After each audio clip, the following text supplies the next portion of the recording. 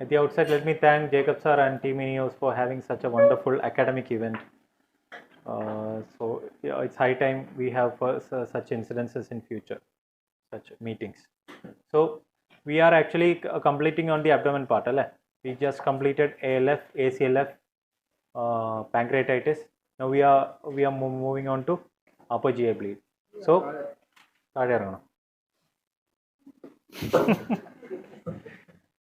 പാട്ട് പാടേണ്ടി വരുമോ? ഇത് കവർ ആവുന്നു.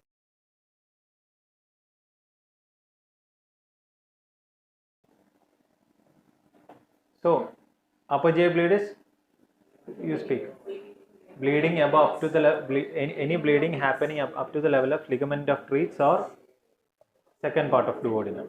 So with the and upper GI and lower GI, with the advent of now we have modalities that image the small bowel also. So we have now mid GI bleed also. So you can categorize into upper GI bleed from esophagus to ampulla of Vater, from ampulla of Vater to ileocecal valve is mid GI bleed, and from ileocecal valve to anorectum is lower GI bleed. So how will you, based on the color of the blood, how will you differentiate whether it is upper GI or lower GI? Yes, altered blood you will get to see in upper GI bleed, hematemesis and melena. You know it is due to mixture with acid hematine. And hematochezia, fresh blood, is seen in lower GI bleed. Can you get hematochezia in upper GI bleed? When? Massive upper GI bleed, you will get hematochezia. So upper GI bleed, hematemesis, melena. And melena, you could see, why do you define melena? It's black, tarry, sticky stools, foul smelling. Why is it foul smelling? Because of the presence of acid hematine, the melena is foul smelling. And even as low a quantity of 60 ml of blood per rectum is called melena. It can be as low as 60 ml. And melena may persist for 3 days and lab test, bun creatinine ratio increasing. Why is it increasing in upper GI bleed? Because the collected blood, when it gets absorbed into the circulation, the urea increases, bun increases. So what are the most common causes of upper GI bleed? We'll be discussing it in detail. We have peptic ulcer related and variceal related. Some of the images are shown here, and erosive mucosal disease as a part of stress. And uncommon causes like CA stomach, AV malformation, hemophilia. So we'll be discussing mainly the common causes. What is the most common cause of upper GI bleed in India? See, what does the data say? Variceal is this is the Indian data. Is the Indian data, but Western data worldwide, it shows peptic ulcer as the most common cause. We know the most common causes for varices, CLD, most likely due to ethanolism. The other causes are, I already mentioned, erosive mucosal disease, CA stomach, malarious, GIST, portal hypertensive gastropathy. Actually, this portal hypertensive gastropathy later give on way to esophageal varices, Dolichoid lesions. So based on the clinical picture, how will you differentiate between variceal and non-variceal? Yes, history of jaundice, splenomegaly, ascites, the presence of collaterals. All these, we know all these are features of decompensation in a CLD patient. And most peptic ulcer, the most common cause would be any NSAID, any cardiac patient taking dual antiplatelets and not taking proper PAPIs, they are at risk for peptic ulcer. And history of dyspepsia will also be seen in peptic ulcer. So how will you differentiate between the two? The gold standard is upper GI endoscopy, and you can see the picture. So fundamental principles: determine the source of bleeding, stop active bleeding, treat the underlying abnormality. What is the underlying abnormality in a variceal bleed? Portal hypertension. Unless you reduce the portal pressure, how much ever products you give or banding you do, it may not work. And prevent recurrent bleeding. And most important is, will you ABC? You do the ABC, hemodynamically resuscitate, give blood products early as and when required. So the 4 steps are resuscitation, pre-endoscopic therapy, endoscopic therapy, and post-endoscopic therapy. So initial resuscitation, we know it's a case of massive bleed. So you assess the hemodynamics immediately, insert 2 large wide bore cannula and begin resuscitation. Early intensive care, intensive hemodynamic resuscitation of patients with acute GI bleed have been shown to significantly reduce mortality. So whenever a patient comes to the ICU, even if the gastroenterologist say we need to do a upper endoscopy, you should say, you should have the final say. If the patient might be having lactic acidosis, metabolic acidosis, unprotected airway, all these wide bore IV cannula needs to be there. Blood, all after correcting all these only, you need to do endoscopy. The timing of endoscopy, I am coming to it. So fluid resuscitation, what fluid in upper endoscopy? No RCTs, again balance salt solution only. No RCTs have assessed separately fluid resuscitation in upper GI bleed. So the choice of IV fluid for initial resuscitation is unclear. So our choice would be obviously balanced salt solution, and we know there is no difference in mortality between crystalloids and colloids. So ringer lactate would be ideal. So because a lower risk of AKI and there is lower risk of mortality also. And regards to blood, what is the HB target you will keep? 7. It is a restrictive RBC transfusion strategy. 7. If the patient has a cardiac disease, 8 is what they say. So restrictive RBC transfusion strategy, a standard of care in non-massive acute upper GI bleed. This already mentioned. So what are the clinical indicators for RBC transfusion? Because you might take some time for the hemoglobin values and all to arrive. If the patient is ongoing hypotension and there is ongoing metabolic acidosis with lactic acidosis in the ABG, you can transfuse blood. Based on clinical picture, ongoing hypotension, ongoing acidosis. And we know initially the hemoglobin might appear a bit higher because of hemoconcentration, because you have lost a lot of plasma volume. So it takes at least 24 to 72 hours, at least 1 to 3 days for the actual hemoglobin value to get reflected. So the immediate hematocrit value may be erroneous. So what are the any guide to volume loss? Like the ATLS, if the patient has normal BP and a heart rate with a clinical bleeding, you can say there is less than 15% loss. 15 to 30% loss if the patient has a tachycardia and there is orthostatic hypotension. Define orthostatic hypotension. 20 or systolic more than 20 and diastolic more than 10, that is orthostatic hypotension. If orthostatic hypotension or tachycardia are there, it is 15 to 30% blood lost, and more than 30 to 40 if patient has hypotension. That is the point we need to see. By the time the patient develops hypotension, the patient has already lost minimum 30% of his blood volume. So that is why we need to go by early indicators like hypotension or this metabolic acidosis. You can early give products. And refractory shock, you already lost 40% of your blood volume. What is this score? GBS. What is this score used for? First, tell me the components. There are 8 parameters. You can divide it into 2 each. Two vital parameters. One is heart rate. Second is systolic blood pressure. 2 symptoms, which is melena and syncope. 2 comorbidities, which is liver disease and heart disease. And 2 lab parameters, which is BUN and hemoglobin. Can you repeat it? Heart rate, systolic blood pressure, melena, syncope, CLD, heart disease, BUN and hemoglobin. So these are the 8 parameters, you know.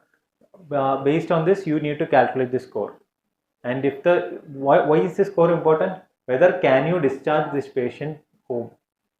If the score is 0 to 1, you can safely discharge the patient home. And if it is more than 6 and all, definitely that's a patient who can worsen. So this is for risk stratification scoring, Glasgow-Blatchford score. Clearly, I think 8 parameters you should know. So prior to endoscopy, will you insert an NG tube? You don't know the cause of upper GI bleed. A new patient has come with an upper GI bleed. You don't know, it is very shallow. Will you insert an NG tube? Why? Why? Any agitation can?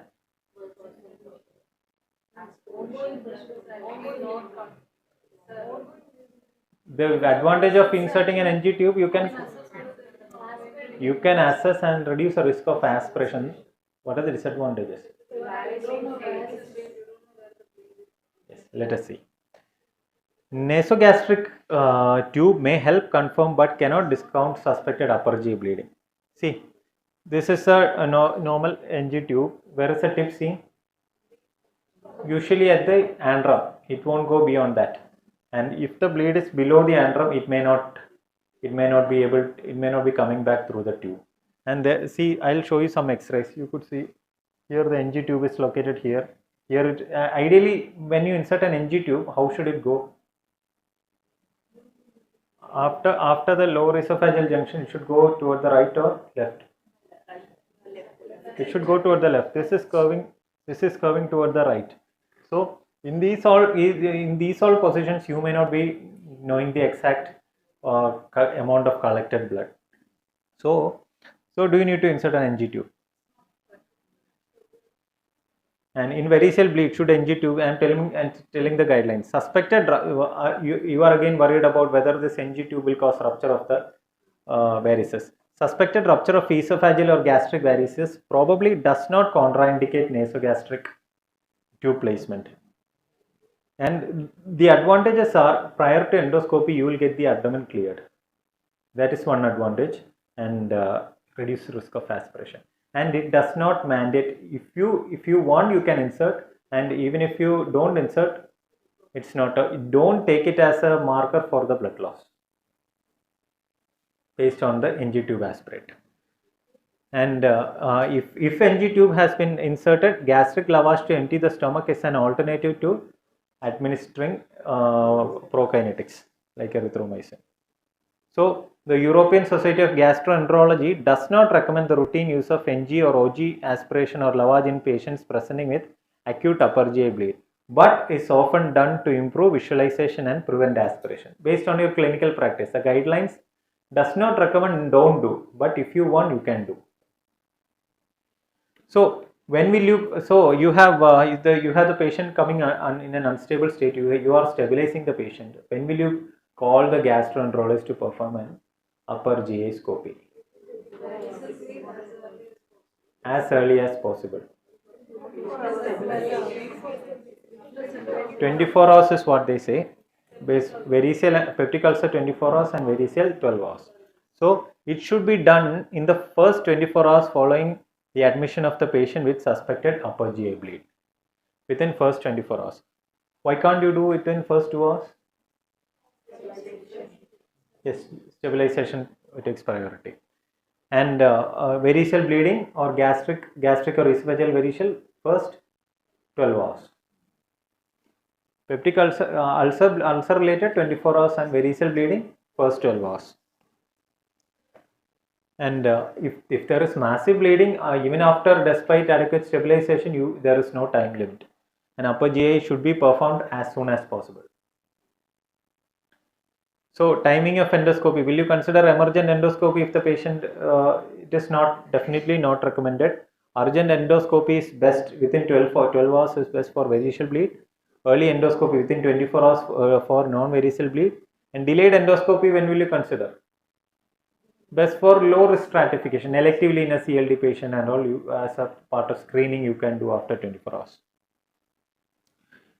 Lab parameters, usual lab, CBC, RFT, LFT and all you do. Why do you want to have an ECG and troponin? Yes, silent MI could be there. One more thing, you are going to give a med. You are going to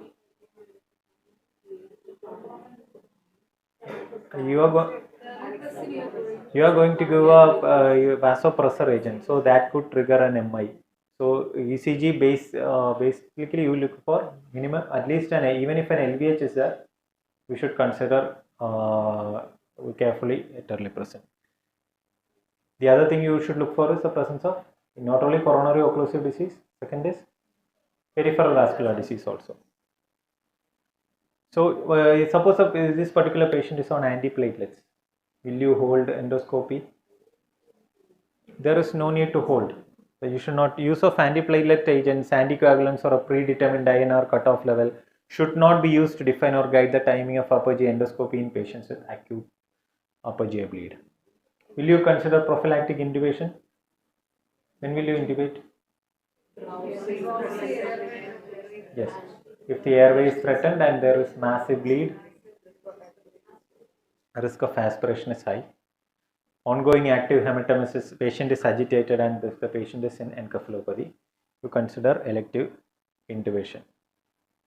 So vasoactive agents. Why do you want to give vasoactive agents in variceal bleed? To reduce the portal pressure. What is a normal portal pressure?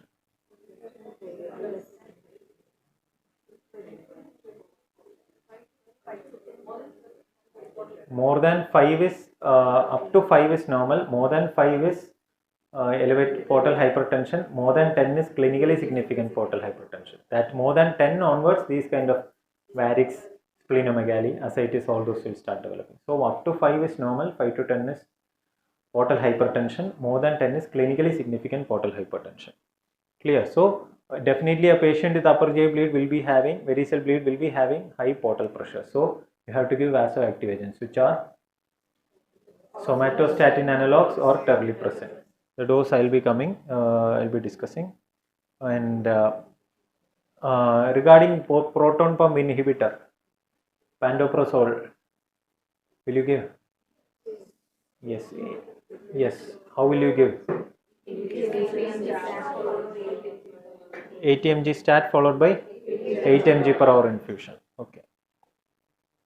So why starting PPI is not a universal recommendation? What is the advantage of starting a PPI infusion? Rather than decreasing the acidity, improving the pH, increasing the pH to, you want to have a gastric pH consistently more than 6. Gastric pH consistently more than 6, and it improves visualization, reduces a high risk stigmata and the need for endoscopic therapy. So our ICE tube insertion as well as a proton pump inhibitor definitely improves visualization during endoscopy. But there is no effect on mortality, risk of rebleed or need for surgery. That is a point to be highlighted.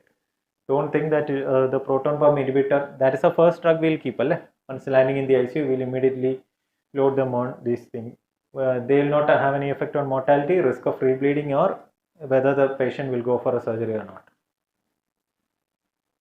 Regards to elective, if the patient is on aspirin, if he is on primary prophylaxis, you can definitely stop and do. Secondary anangile, you can stop for 3 to 5 days. If the patient is on DAPT for cardiac indication, no need to stop the aspirin. You can stop the clopidogrel at least if possible for 5 days. All this I mentioned. Regarding direct oral anticoagulants, you can stop, and if the patient is on warfarin, you stop abruptly, and if the patient is hemodynamically unstable, you should correct the INR by giving, if possible, PCC, prothrombin complex concentrate, or vitamin K in our usual setup. How many of you are using? You might be giving PCCL. No, vitamin K only. So will you consider platelet transfusions? Why can't you? Because CLDL, the platelets will be on the lower side. You know, there's a CLD patient. I already told you here the cause of bleeding is not thrombocytopenia. Here the cause of bleed is portal pressure. You just arrest the bleed and try to reduce the portal pressure. Don't give platelet, don't give FFP. I'll give you an example. 2 days back, a patient was referred to our hospital from another hospital. He was a child day on follow-up. He presented there with upper GI bleed. They did an elective upper GI scopy. During that procedure, patient massively bled and patient decompensated. After which they intubated, all lines were placed and shifted to our ICU. Our hospital for IR. Our hospital has interventional radiology. So reference is for the interventional radiologist. From the ER result, the IR saw and he was planning a BRTO. BP was on, patient is on ventilator, invasive lines in place and double pressors. So patient is shifted to my ICU and he was planning for a BRTO. So I just checked the hemoglobin value in our hospital. It was 12. Patient already during the decompensation from there, he received 4 PRBC and 4 FFP. His hemoglobin was 12. So I was worrying why he was having this hemodynamic instability. And I did the POCUS, it is severe LV. Because of the tacot rally and this stress of all these, he went into a stress cardiomyopathy. The hypotension is not due to blood loss. Here the hypotension was due to the stress cardiomyopathy, the cardiogenic. It was cardiogenic. So we didn't. We simply aborted the IR procedure. We made an endoscopy. He was able to do a band ligation. Patient improved, yesterday extubated. Now today is hemodynamically stable. So we put all those terlipressin, all the medications and all we put. So that is what I want to say. When the patient decompensates, rather than giving products, try to stabilize the patient. So platelet transfusions and FFP are no. And will you give tranexamic acid? Why? Halt it trial. Very good, very good. Halt it trial. As why? Because GI mucosa has very less of fibrin tissue. It is more abundant in the uterus and also in SAH you can give. There is no recommendation for tranexamic acid here. And it can increase the prothrombotic state also, increase risk of also. So while in emergency, a possible location of bleed, you can based on the symptoms. Just summarizing. In the emergency, you can based on symptoms, you can say whether a patient is upper GI or lower GI. Do the resuscitation, put vibro cannula, start early blood fluids, triage the patient and prepare for endoscopy. Start early PPI, vasoactives. Timing for endoscopy for varicose bleed. Peptic ulcer. Okay. Pharmacological management, you will initiate on PPI, vasoactive agents. So what is the difference between a varicose and a non-varicose bleed? Varicose bleeding is venous bleeding. A non-varicose is arterial bleeding, which has a higher mortality. Why? Because varicose patient underlying already he has a very low reserve because of the most likely it is CLD. So the underlying reserve is poor. And PPI you will give in PPI in non-varicose. PPI in varicose only if post-EVL ulcer. Earlier, for example, 3 weeks back an EVL was done and now it is bleeding from that has ulcerated and is bleeding. Then only you will give PPI in a varicose bleeding. Vasoactives only in varicose. Prokinetics to empty you can give erythromycin. Antibiotics. Why? Because it's a prophylactic antibiotic. Prophylactic antibiotic in varicose bleeding, ceftriaxone at a dose of 1 gram IV OD for a period of 5 to 7 days in varicose bleeding to reduce the risk of bacterial translocation and SBP. Clear? No antibiotics are recommended in peptic ulcer, non-varicose. Platelet transfusion if clinically significant and less than 50,000. Deranged, if the INR is deranged, no need to correct for varicose because we know in CLD already there will be a lot of prothrombotic factors. They might not bleed. But if in a peptic ulcer, you need if the INR is deranged, you can correct with PCC or vitamin K. Clear? I hope this slide summarizes everything. So what has changed? Will you NG tube? Will you put NG tube? Not in every case. Will you do aggressive blood transfusion? You will do restrictive transfusion. Will you do emergent endoscopy? Not to be done. Will you stop antiplatelets? Only aspirin can be continued. Will you give high dose PPI in all cases? Not in suspected varicose bleeding. So when a patient presents for the first time, you can initiate on all these. And based on the endoscopic picture, you start titrating accordingly. That's what I would suggest. Going to individual components, varicose bleeding. What are the types? Gastroesophageal 1, type 1, gastroesophageal type 2 and isolated gastric varices 1 and 2. So if you could see in the gastroesophageal varices at the esophageal junction, you could go ahead with banding. Endoscopic band ligation is the most accepted form of treatment and with the best results. But for this stomach bleeds, IG, isolated gastric varices, you need to provide with glue injection. So gastroesophageal varices, the treatment is band ligation, endoscopic band ligation, and for isolated gastric varices, glue injection. So when will you call a varix as high grade? High grade means there is high risk of bleeding from that varix. On endoscopy, the size of the varix is large, more than 5 millimeters, and any size varix with RCS. What is RCS? Red color signs, and any size varix in a patient with a CTP B or C. So just say, will you read out high risk varices? Any varix with a size more than 5 millimeter, any varix with the RCS, any varix in a patient with a CTP B or C. All other varices are low risk. Clear alle? In the CTP child turcotte view, I'll be coming it. The scoring, that's a grading for CLD. So this I already mentioned, the normal portal pressure is from up to 5, there are no much issue. Up 5 to 10 is portal hypertension. After 10 only the very low risk of decompensation, and once the portal pressure crosses 16 to more than 14 and all, it carries very high mortality. This is a hepatic vein portal pressure gradient, and the risk of decompensation you can see. So this is a score, child pug score. What are the components? I usually remember it as BAPE, bilirubin, ascites, albumin, prothrombin, and encephalopathy. Scored as 1 to 3, 1, 2, 3, and CTP A is 5 to 6, B is 7 to 9, and C is more than 10 to 15. So B and C obviously carries a high risk of morbidity and mortality. What is MELD score? MELD score, MELD sodium, the components are bilirubin, bicarbonate, short form. Bilirubin, INR, creatinine and sodium. It is mainly used for in patients, already sir told, in whom you are planning a transplant. So which patients are the sickest?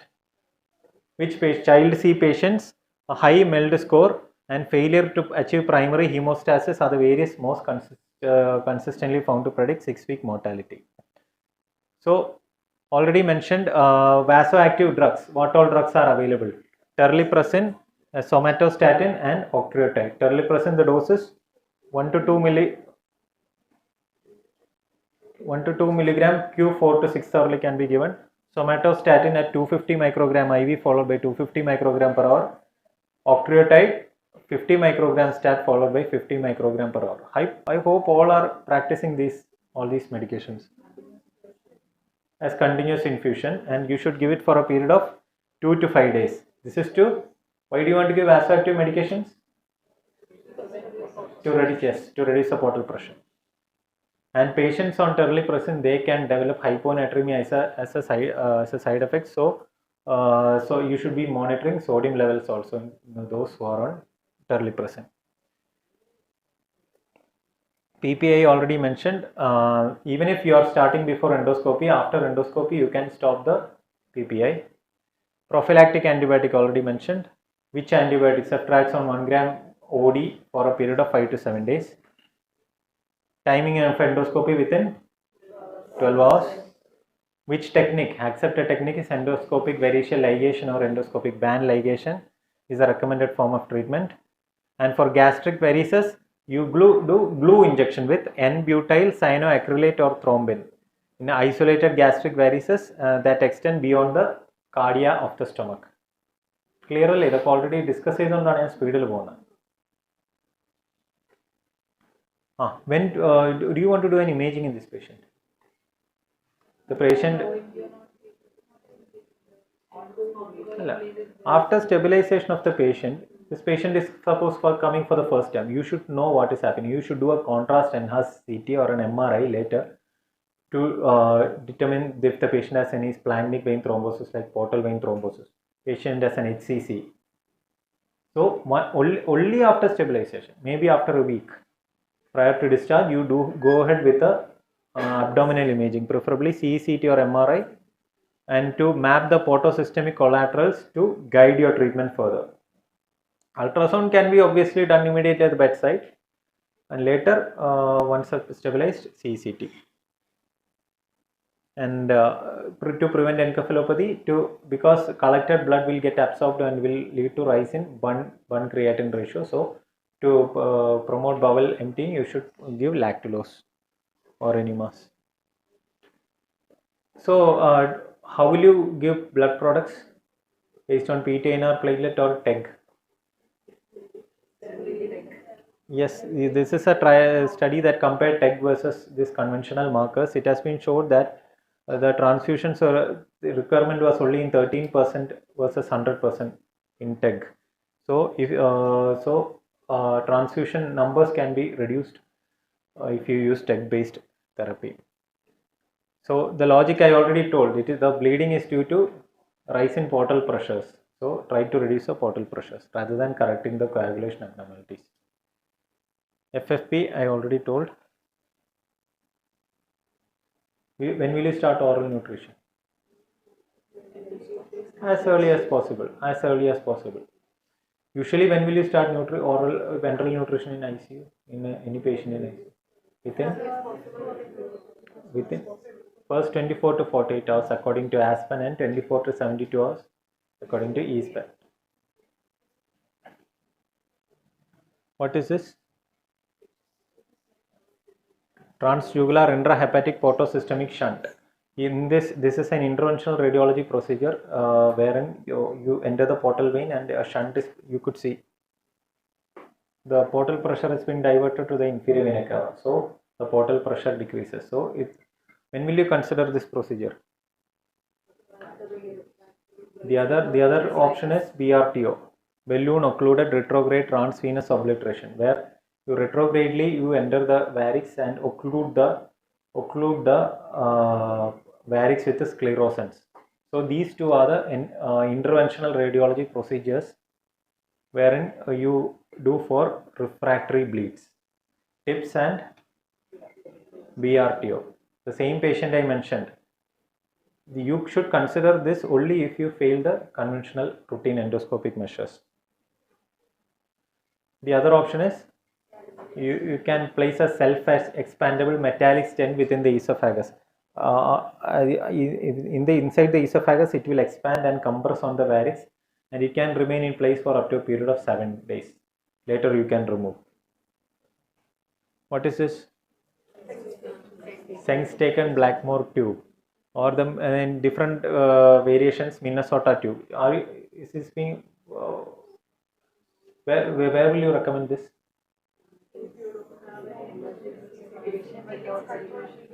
Mainly used in the peripheries in peripheral hospitals where you don't have gastroenterologist available, and before inserting this tube you make sure that the airway is secure. After the airway is secured, you insert this tube like a NG tube, and first you inflate the gastric balloon with how much air? 250 to 300 ml of air, and you apply traction so that with that pressure the tamponade effect, the bleeding will stop. And if it's still not stopping, you can inflate the esophageal balloon to a pressure of 25 to 40 millimeters mercury. What are the complications? Esophageal necrosis, perforation, and colcal. So ideally not recommended in high level settings, mainly in the peripheries. In refractory bleeds, still definitive help is available, or if endoscopy fails. So if possible, you can insert the SEMS. It is bit costly compared to this. So what are the differences? SEMS can be used up to a period of 7 days. Balloon tamponade not more than 24 hours. SEMS is comfortable to the patient, whereas balloon tamponade is not comfortable to the patient. SEMS allows endoscopy and you can feed the patient, which is not possible in a balloon tamponade. And SEMS is safer and it's costly, but whereas this SB tube is cheaper. Clear? I hope I am clear. So even after upper GI scopy, you can't control the bleed. The option is TIPS, transjugular intrahepatic portosystemic shunt.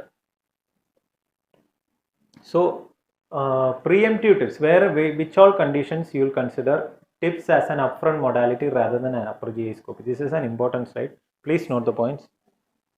Preemptive TIPS within 72 hours. If the patient's child is between 7 to 14, means child B to child C 14. Beyond 14, you should not do TIPS. And with in this CTP child 7 to 14 patient presenting with active bleed and an HVPG more than 20 at the time of hemorrhage. Clear alle? മനസ്സിലായില്ലേ? So if a patient presents with upper GI bleed within the first 24 hours, you will consider TIPS as an upfront modality if the patient is actively bleeding and if the patient's child score is more than 7 and is less than 14. And the HVPG means severe portal hypertension, more than 20. More than 20 is severe portal hypertension. You can consider upfront TIPS. Endoscopy. Yes. You can. TIPS.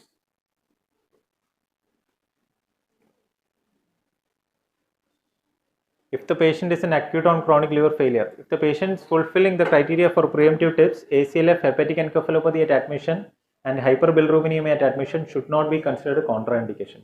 What is a complication that can happen with TIPS? Patient can develop hepatic encephalopathy. What is a complication that can develop with BRTO? It can lead to rise in portal hypertension. BRTO can lead to increase in portal pressures, whereas TIPS can worsen encephalopathy. When not to do TIPS? Obviously, child score more than 14 or a MELD score more than 30 and lactate more than 12 millimoles, unless you are planning for a liver transplant in that patient. So 3 numbers you have to remember: CTP more than 14, MELD score more than 30 or lactate more than 12 millimoles, unless you are planning for a liver transplantation. This already mentioned. BRTO. So, what is the current status for acute variceal bleed? All this I mentioned. I'll go ahead. Non-variceal bleed. What is the timing for first 24 hours? So, what is the endoscopy classification for non-variceal bleed? Forest classification.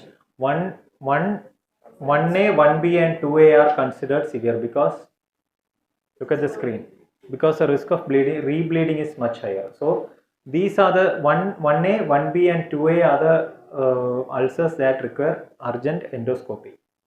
Beyond that, 2B, 2C, 3, the rebleeding risk is less, so urgent endoscopy is not needed. Clear? So, what are the predictors of rebleeding after endoscopic therapy? Patient is remaining hemodynamically unstable, comorbidities are there.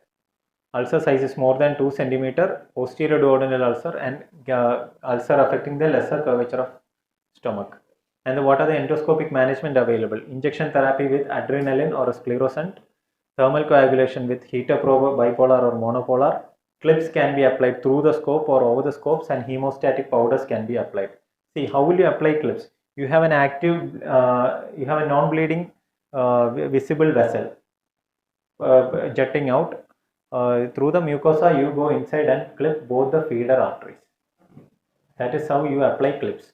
So actually, you have to do both therapy. You should inject the adrenaline or a sclerosant, as well as you should do this mechanical also. So that will help in better control of bleeding. So 1A and 2A are those that is high risk of bleeding, rebleeding.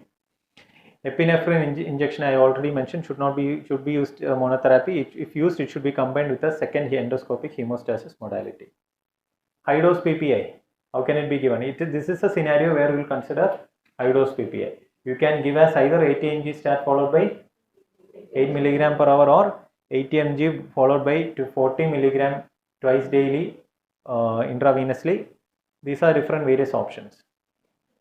This already mentioned. And how long should you consider PPI?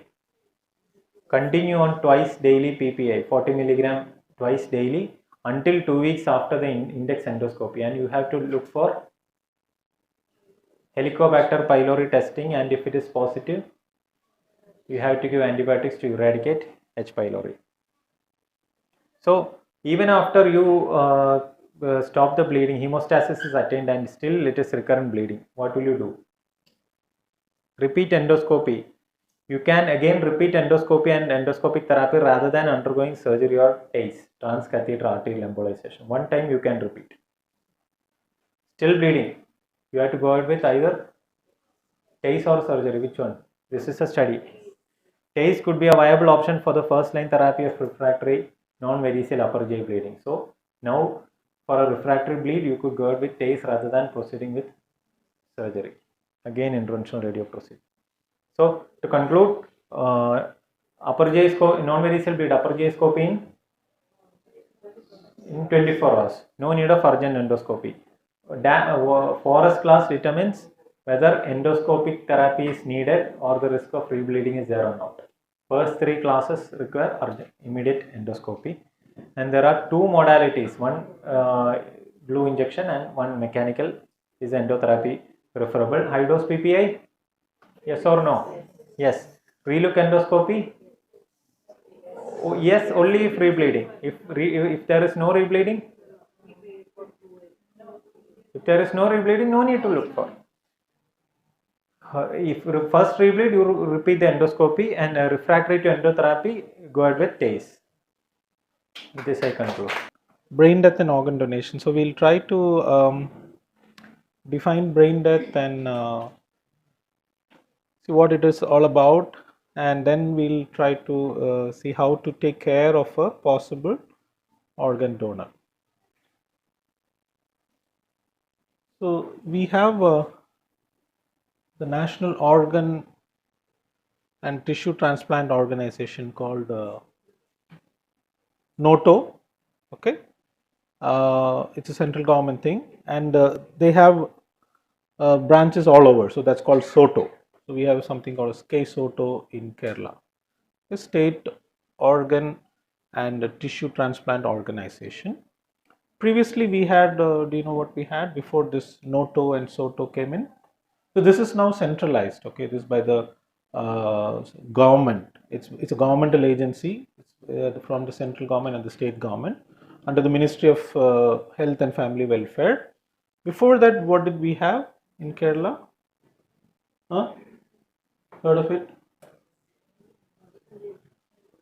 So it's this Sanjeevani was in Cochin, I think. KNOS, Kerala Network for Organ Sharing, but that was though it was under government supervision, is not directly by the government. So this NOTO, they have a booklet like this. It's an e-booklet and it's available. Where it's for the common man to what is organ donation, what is brain death, importance of what can be donated, and some myths and facts. So they have a booklet like this. And this NOTO also, you can pledge online. You can pledge your organs online and you'll get a card. NOTO also has a Instagram page. So everything has to be on Instagram now. When we look at the numbers, it's dismal, the followers. That's the problem. In spite of trying to rope in Virat Kohli over there. Anyway, so we'll see some of the essential concepts of brain death, or what's it otherwise called?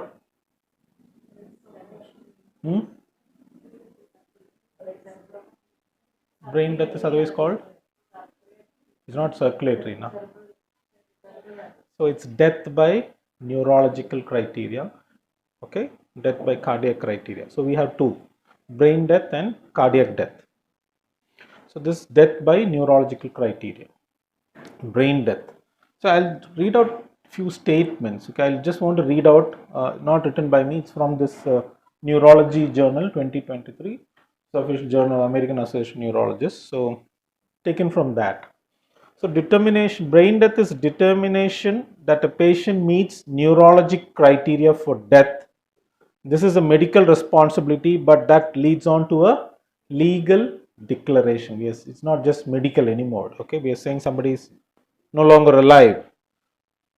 And This occurs, brain death or death by neurologic criteria occurs in individuals who have sustained catastrophic brain injury. Catastrophic brain injury is important over there, with no evidence of function of the brain as a whole, and this state must be permanent. Okay, so the terminology irreversible was being used by, but the American Association of Neurologists, they prefer to use the word permanent. Okay, and brain as a whole. So we know brain death, brain stem death, some little confusing. So the term should have been just brain death. Okay, we will come to why it is called brain stem death also somewhere. But and in our country we use brain stem death. So does that mean only the brain stem part of it dies and the brain is intact? It's a little confusing. It should be brain death.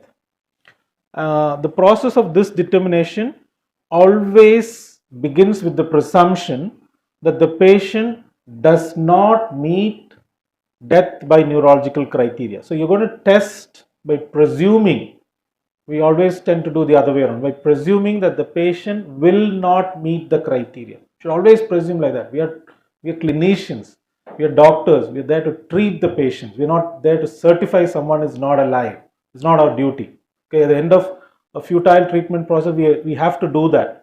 So brain death determination begins with the presumption that this patient will not meet the criteria. Okay, and this must then be disproved if the patient is brain dead. That's how it is.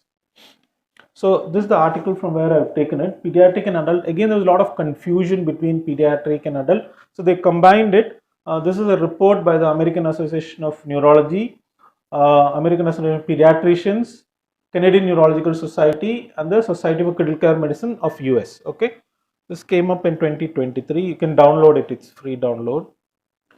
So most of the brain death discussion will be from this. As you know, in 1968, Harvard committee was the one that first put up this brain death, the idea of brain death.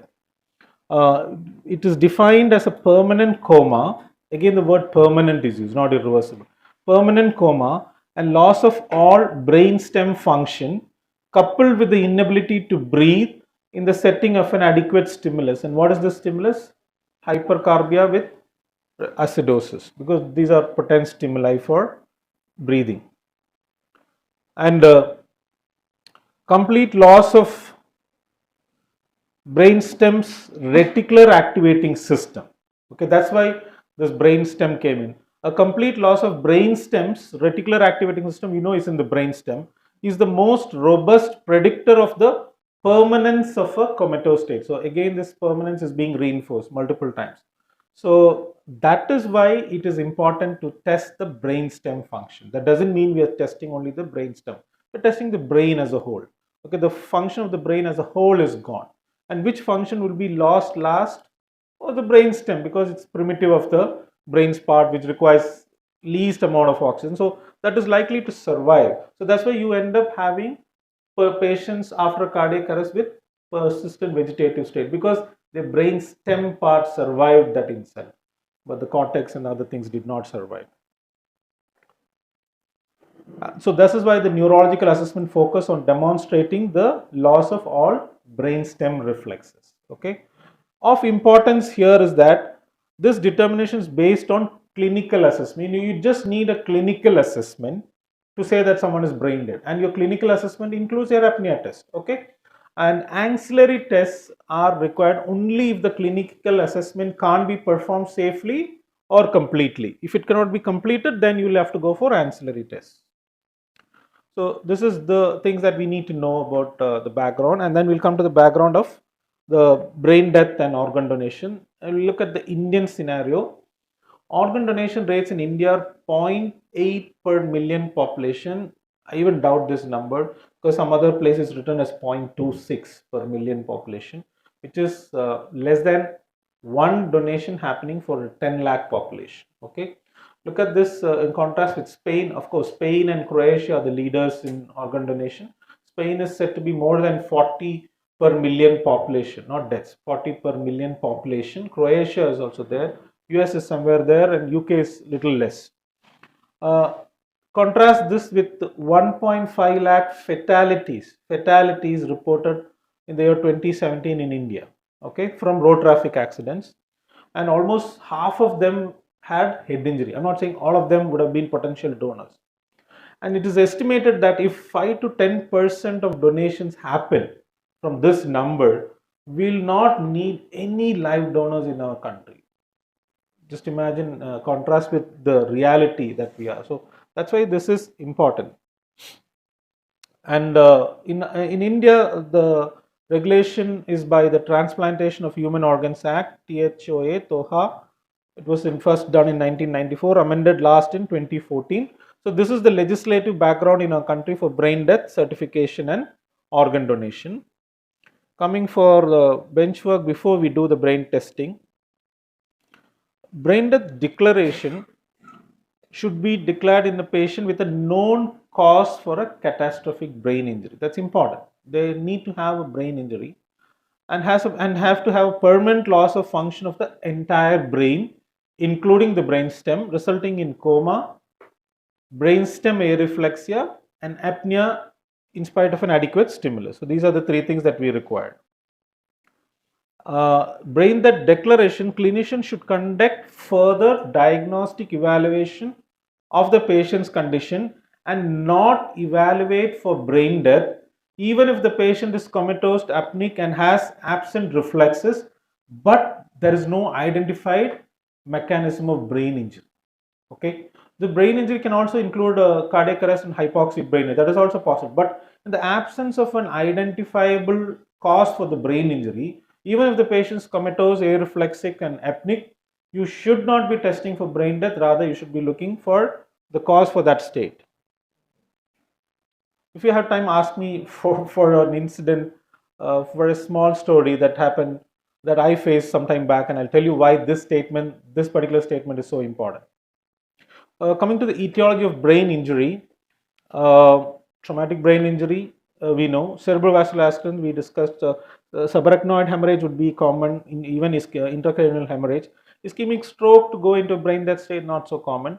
Hypoxic brain injury after a cardiac arrest, intracranial infections, toxins, and metabolic disorders leading to malignant cerebral edema. So these are some of the possible causes. Of course, traumatic brain injury would predominate.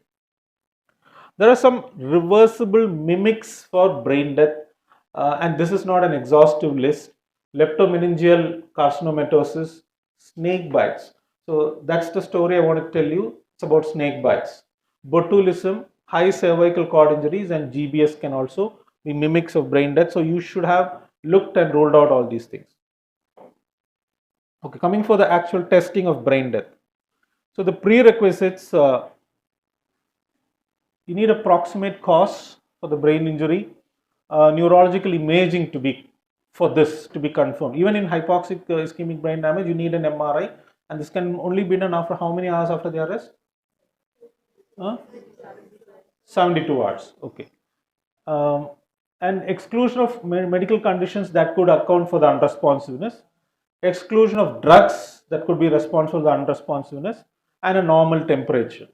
Okay, these are all required. And apnea test is not the only thing that we do. We need to test the whole set of cranial nerves, because we said we are testing the brainstem, and I'm not going into that. You'll have to look at the pupillary, the corneal, or the conjunctival. Look at the face, and we can do doll's eye. Cold caloric test should be done by someone who, after examining the ear canal, and of course the pharyngeal and the laryngeal reflexes, cough reflex, gag reflex, and all that. So all these you should do, and you should document, okay, before going for the apnea test. And can someone describe the apnea test? Someone has done apnea test, seen it being done. How do you do the apnea test?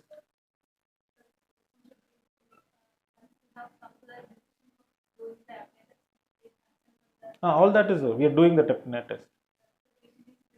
See, regarding the consent, there is a problem. Okay, apnea test, you don't require a consent.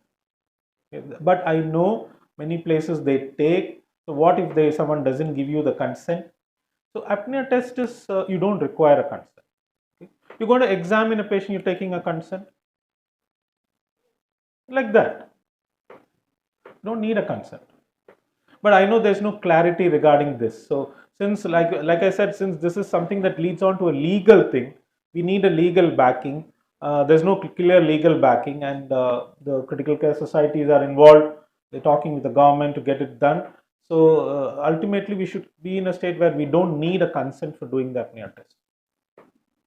Because the Kerala government, the first state to come out with guidelines in 2024, where they said that every patient in your ICU, of course, you're going to have a brain death patient only in the ICU because they have to be on the ventilator. So every patient whom you think is in a brain death situation, you have to test for brain death.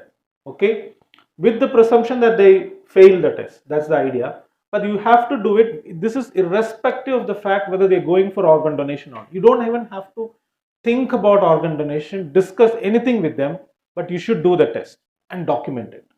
And there's a prescribed format. I'll show you that. You have to do that. Okay, you don't have to discuss organ donation at all here. So once you have a cardiac arrest patient, when the patient is arrested, whether you revive or not. Nowadays, most often we take an ECG, isn't it, for document purpose. Nowadays, we never did that. We had to say the patient is no more, and the bystanders would believe us, but we are beyond that stage, unfortunately. So we need an ECG. So are you going to take a consent to do that ECG? Like similar, you don't need a consent for the apnea test.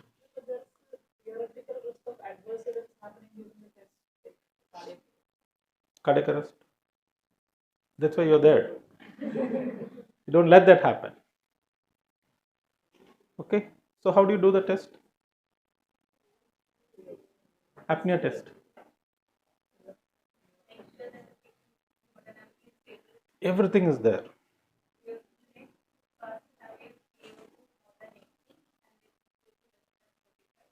More than 80 may not be adequate. I did my thesis for my DNB almost 25 years ago, and my topic was apneic oxygenation. Okay, so 80 will not be sufficient. You have to pre-oxygenate for how many minutes?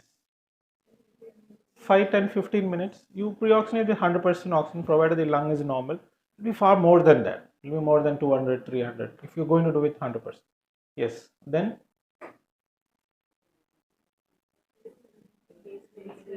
you need a baseline ABG. What are you looking at that? Of course, the PO2 has to be more than 100. It will be more than 200 or 300, whatever. PCO2? So that's the problem. BCO2 has to be 40, somewhere at the 40 level. Okay, ideally little above 40, because you need the PCO2 to go above 60. So if you start at 25, you will not reach there.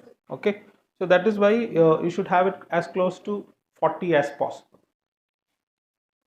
And then you disconnect, you put in a catheter through the endotracheal tube, give oxygenation.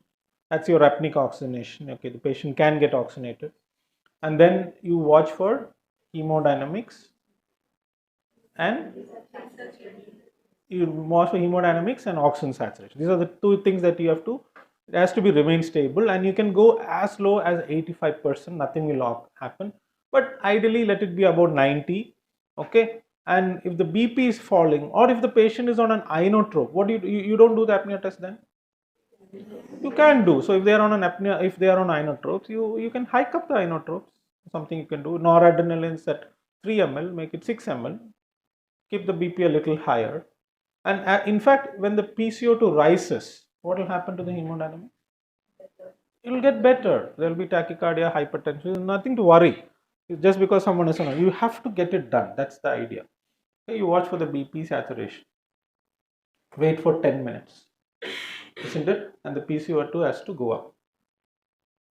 One trick, keep it little more than 10 minutes. Make it 12, 13 minutes. Nothing will happen, because I've had many a times where the PCO2 did not touch that 60 mark, and then it becomes inconclusive. Keep it going. 12 minutes, 13 minutes, nothing will happen. keep watching for the saturation and the PCO2. And I'll tell you one thing, my thesis topic was this, so I can certainly tell the PO2 will not drop. Okay, what will happen is the PCO2 only will rise. PO2 will not drop unless there is something in the lung. I mean, the lung has to be pristine. When I'm talking about the PO2 will not drop. It's not the case in the ICU, so it can be a problem, but then it will not be the main concern. The BP falling could be a concern, so keep it running for 12-13 minutes, okay? But the description is to do it for 10 minutes, and then you, at the end of it, of course, you have to strip the patient down to the waist to see for chest and abdominal movements, respiratory movements.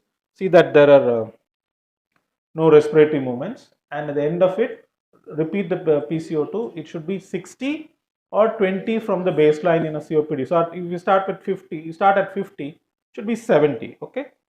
And if there were no respiratory efforts, you call that the patient apnea test was positive for brain death. Positive for brain death. The whole lot of ancillary tests, not so clear, I guess. So TCD is something that's common because it can be bedside. The gold standard would be 4-vessel DSA. Of course, we're not going to be doing that. You can have an MR. Many a times they go for an MR, isn't it? So you can have the MR angio. They can say if there is flow or not.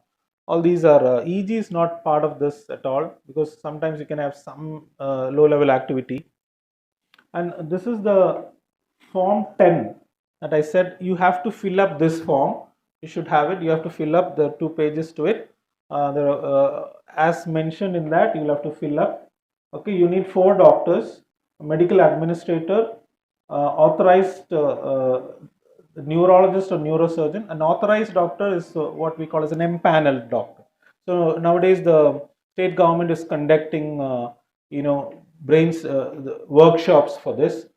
Mostly it's in Trivandrum. There was one last month also. You just attend that, you can become an empaneled doctor. Okay, so an empaneled doctor, and then the primary physician. Okay, so 4 doctors need to be present and they have to sign. That's the Indian regulation. So that's about brain death testing.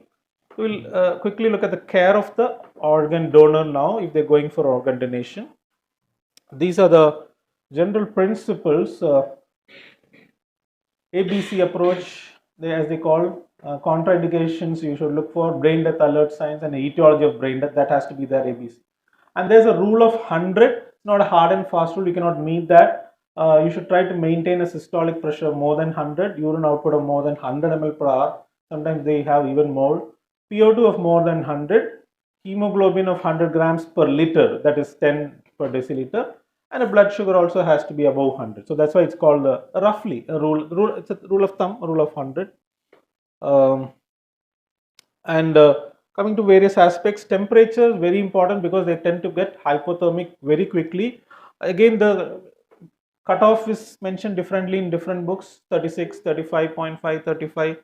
You aim for a little more, you can use blankets, fluid warmers, heated humidifiers in the ventilator circuits, or sometimes you might have to give warm IV fluids as well. Hemodynamic management is very important. 2 things, one is to maintain the volume status and the other one is to optimize the cardiac output, so you have good perfusion pressure and all the organs that could be possibly retrieved with minimal vasoactive agents. You look at you could if the hemodynamics are not stable, you could even assess. Of course, we have the BP, CVP, and all that, but we know if you can have some dynamic indices, well and good. Easiest would be your pulse pressure variation or stroke volume variation, whatever. You can also aid this with the transthoracic echo. If the volume status, you expect them to be dehydrated and hypovolemic, so you need to be giving crystalloids. Balanced crystalloid solutions are good enough. Colloids are not recommended, definitely no starches. If you need to go to inotropes and vasopressors, again a little confusing. Some point of time they would say dopamine was the inotrope of choice, especially because the kidneys are being retrieved, but there's no evidence for that. So, and we don't tend to use dopamine. Because there is diabetes insipidus, should you be using vasopressin as your vasopressor of choice? Some would say yes, especially if there is diabetes insipidus with hypertension, or you could use plain and simple noradrenaline. The goals: mean arterial pressure more than 60, urine output of more than 1 ml per kg, not 0.5 ml.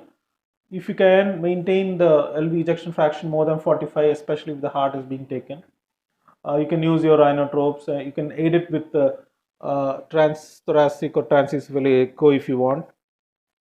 But more important is hormonal replacement therapy in brain death. Vasopressin would be required for diabetes insipidus with hypotension, without hypotension. If it's with hypotension, you'll need to go up to 4 units per hour, start at 0.5 units per hour. Methylprednisolone has to be given 15 milligrams per kg immediately after diagnosis, and then you can repeat it every day, every 24 hours. Insulin infusion to keep sugars between 80 to 150. I would be concerned with the value of 80. I would want to keep it above 110 to 150. Thyroid replacement therapy, if needed, you will have to give. IV is becoming available. T4, that is, T3 is no longer, not yet available. Diabetes insipidus is a concern. You need to suspect if there is polyuria, there is hypernatremia, and then when you suspect, you can send for osmolarity and all that, serum, urine, check that. There could be associated hypokalemia, hypomagnesemia, and all those things. If there is, then again, fluids, if there is hypotension, balanced salt if there is hypotension. If no hypotension, there is hypernatremia alone, you need to go for hypertonic salines, half NS, things like that. Vasopressin, if there is no BP fall, you would give it at the routine 0.01 to 0.04. But if there is hypotension, you can go up. If there is no hypotension, the only hyponatremia, you can use desmopressin. The dose I mentioned here is intravenous. I'm not sure if intravenous is available. We do use intranasal desmopressin. Ventilatory support, the same, low tidal volume, optimal PEEP, and renal perfusion you need to maintain, but don't overload the patient. So, summarizing the hemodynamic management, crystalloids are the first choice. Avoid overhydration, especially if the lungs have to be retrieved. Vasopressors and inotropes, as indicated, you can use noradrenaline vasopressin combination. Lung protective ventilation. Look for infections. You don't have to keep giving antibiotics, but if there is a infection already and you know the culture, you treat it. Sometimes the problem is the cultures will come later. You might have sent a culture report that comes 2 days later, which you will have to intimate to the in the place where the organ went, because they will have to give. We had one tragic scenario where liver was retrieved from one institute and kept from Trivandrum Medical College somewhere, kept somewhere there. The 2 kidneys came here, and finally all the 3 patients died of fungal sepsis. That was tragic. So that's why it is important to intimate to the place where when you get the culture. Okay. Endocrine support is important, diabetes insipidus and steroids and all that. Thank you.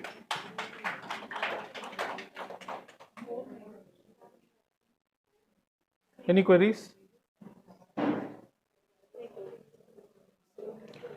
Snake bite story. Okay, that was the suspense part of it. I shouldn't have told that. Anyway, so we had a 9-10-year-old girl. This is long ago, almost 10-12 years ago. 9-10-year-old girl who collapsed at home, or she had some vague symptoms, abdominal symptoms. She was taken to a local hospital where they gave her some Pantocid, something like that. Some injection was given, and she collapsed after that. She was unconscious before that, and she collapsed. This was early in the morning, around 5-6 o'clock. It was a very small hospital, but there was an anesthetist at that point of time. She had come for some surgery. Okay, because she was there, she was called, and she revived this patient. She intubated, she revived, took this child, 9-year-old girl. She went to multiple places. By the time they reached, this pupils were dilated, fixed, no brainstem signs at all. So all hospitals refused to admit. She came to our hospital. ICUs are all the time full. So I get a call around 9 o'clock in the morning from the neurology colleague of mine saying that, Shyam, we have a patient, a girl, young girl. She's probably brain dead. No cause known till now. Probably brain dead. Pupils dilate and fixed, but she's very young. We could give a try. I said, brain dead? My ICU is full. What do you want me to do? Then he said, the neurologist said that, Shyam, one scenario, if this is a cobra bite, this patient can be like this. So that's when I thought, okay, we should make a bet. Somehow we got a bet for the girl. We took the girl, and then we started probing the parents. They are like Tamil speaking, labor class, so they're hardly coming out with anything. And so we kept on probing them for history of snake bite. They plain and simple refused. They said there's no history. Mark, okay. We examined. We couldn't find any. So then again we asked, and the mother said that there is cobra she has seen in the vicinity sometime close to their house. So this one thing prompted our neurologist to give anti-snake venom. So this we started giving only by afternoon, because morning we didn't give. Next day morning she was wide awake asking me to pull out the tube, and the third day she walked out of the ICU. Then we asked the father again, and he confessed this time around that there was a cobra. They were sleeping on the floor. This cobra probably had bitten the girl, and they can make out that it's cobra and all that. And then when this child screamed, and when he woke up, he saw this cobra. He went to the girl. This cobra, entangled in his leg. But even cobras cannot bite a second time. Okay, it's not it won't be a lethal bite. Only king cobras, even a second, third, fourth bite will be lethal. So this cobra entangled on his leg, he somehow freed himself, took the child. I don't know what went through his mind, and finally he agreed this to our head of the neurology. And then they came and told me. I said, he's lucky he told you. I would have beaten him up. Thanks.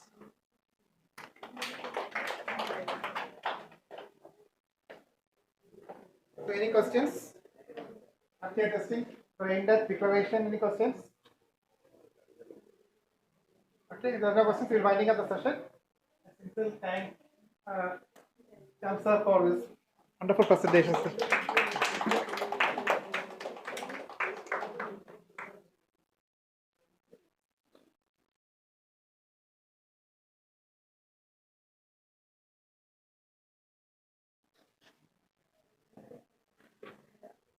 So normally in our ICUs we work. You have a lot of staffs, starting from the head of the department, consultant, postgraduates, different kinds of trainees, nursing staff, respiratory therapists, physiotherapists, then dietitians, so perfusionists, and depending on the different ICUs, different kinds of staffs will be there. So the cleaning staffs, housekeeping.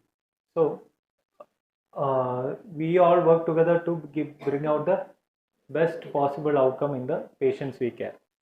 So how will you determine the quality? Are we doing this in quality? Now it's era of quality along with quantity. So although quality was in place long back, the first acceptable definition for quality care was brought about by Donabedian et al. In 2003, wherein a specified quantitative measure of magnitude of frequency that specifies what is good or less so. It defined in three main domains, mainly structure variable, process variable, and outcome variable. It is best possible care versus total quality management. For example, you have a patient with septic shock in your ICU. After 3 to 5 days, the patient improved and you send the patient out to room. After in the room, patient developed a cardiac arrest. Is that quality? Yes. So you should make sure that the patient, the continued care happens and the patient goes out of the hospital in a better condition. So now is a era of total quality management rather than best possible care. So the ESICM guidelines 2012 have defined 9 quality indicators. But since we all have Indian data, we have the ISCCM position statement on quality indicators in ICU. I'll be discussing this particular paper in this my talk. So these are the ESICM 9 quality indicators. Actually, it was initially 13. Later, they cut down 4 parameters. I already told you, related to structure, process, and outcome. Related to structure means what? Does your ICU fulfill the national requirements to run an ICU to provide intensive care? Is your ICU competent enough? One. Second is whether you have a 24-hour coverage of an intensivist, not a physician or anyone, intensivist. The one is able to manage the airway and manage the system as a whole. Whether you have an adverse event reporting system. These are related to structure. Next is related to process. Whether there is presence of routine multidisciplinary rounds happening in your ICU. Is there a standardized handover procedure that is happening there for patients who are moving in and out of the ICU? Do you regularly conduct CME activities according to national standards? The maintenance of bed occupancy rates below a threshold level. And regards to outcome measures, the measurement of your standardized mortality rate in your ICU, ICU readmission rate, the rate of CLABSI, the rate of unplanned tracheal extubations, reintubation rates, and rate of VAP. These were the 13 quality indicators that were brought out by ASICM, but they cut 4 parameters. Why? Because if you keep VAP and all as an indicator, there are different definitions. We have surveillance definitions like ventilator associated events, probable VAP, possible VAP. So these kind of lacked clarity. So they removed these 4 parameters. According to ASICM, you have only 9 quality indicators. Just to remember, but today we are discussing on ISECM guidelines. This is the ISECM Executive Committee guidelines where they put the quality indicators under 9 headings. Outcome variable, process, infection related, communication related, HR related, and safety. Can you just repeat? I think you all are feeling sleepy. Outcome related, process related, infection related, communication related, HR related, safety related. Mainly this HR related and safety related are concerning the staffs. All others are concerning the patient. So first we'll discuss the outcome related variables. Obviously the first is SMR. How many of your ICUs SMR data is being done? Yes. What is standardized mortality rate? We'll be discussing it. The outcome regards to mortality variables, it is SMR and morbidity. Morbidity നമ്മൾ നോക്കുന്നത് iatrogenic pneumothorax. Iatrogenic pneumothorax will be performing a lot of central line insertions. Whether you are ventilating according to lung protective ventilation protocols. If you are not doing all this, iatrogenic pneumothorax can happen. The incidence of new onset AKI in the ICU, decubitus ulcer, these are the morbidity parameters. So what is a mortality parameter in outcome variable? SMR, morbidity, iatrogenic pneumothorax, the new onset ARF in ICU, third, decubitus ulcer or pressure ulcer. So what is SMR? Predicted whether all the deaths happening in your ICU are predicted. Obviously deaths are happening in all our ICUs. Is that death predicted? If that death is a predicted death, it is good. Your ICU is maintaining good quality. But if you have deaths happening like anything and it is not predicted, your ICU is not having a good quality. So it is a comparison of actual performance of the institution with predicted performance based on average mortality expressed by national or international data. It's observed by adjusted expected rate. Okay. So how will you define this predicted? In your ICU, what is Apache 2 you are having? What is the cutoff you are having? Above what Apache 2 you call this could be a predicted death? Yes. Okay, you are taking mean of Apache. Okay. So you have different scoring systems in the form of Apache, SAPS, MPM, SOFA. I use SOFA score in my ICU. So I have kept my cutoff as 5. SOFA 5. Any patient at the time of admission has septic shock case. He has septic encephalopathy, septic cardiomyopathy, triple pressors. The patient SOFA is 7. So it is a case of predicted death. If that patient survives, well and good. If the patient dies, actual death and predicted death, both that patient counts in both these numbers. So if the value is 100 or 1, hospital both are same. More than 100, hospital mortality is higher than the expected mortality, and if it is less than 100, you are doing a much good job. Hospital mortality is less than the expected mortality rate, and it should not be based on a single parameter base. You should look into other parameters also for looking at this mortality as a quality indicator. Next is iatrogenic pneumothorax. Obviously, with the regular use of ultrasound and lung protective ventilation strategies, advanced modes of ventilation, newer ventilators available, prone ventilation, with all these parameters, definitely the incidence of these are less in the ICUs that we manage. So, but in ICUs who are run by non-qualified people, obviously this will be high. So, it is an indicator of morbidity and mortality, increases the cost and prolongs the ICU stay. The benchmark is, some numbers we should know. The benchmark is 0.83 per 1000 cases. Iatrogenic pneumothorax. Our numbers has to be less than this. Acute renal failure. New onset acute renal failure that requires renal replacement therapy in our ICU. Which are the patients? What are the risk factors for our patients requiring AK dialysis, worsening AK? Septic shock, definitely because of sepsis associated AK will develop. In this particular patient with the triple supports, you will shift the patient for CCT abdomen. Unless if it is an emergency, you can, like the upper GI bleed case, I told you to take a CECT after stabilization only. Just because the guidelines say doesn't mean the next day you go and take a CECT abdomen. So that is a quality indicator. Nephrotoxic drugs. Septic shock, I want to give gram-positive cover, you will give vancomycin, aminoglycosides. Nephrotoxicity in a patient with septic shock. So try to have control on all these. So this is again a quality indicator. So the renal failure increases the possibility of death. What is the usual incidence of AK in any ICU? Normal incidence? 17, 30 to 50%. Benchmark is 5 to 7%. It should be less than 5 to 7%. The national benchmark. Decubitus ulcer.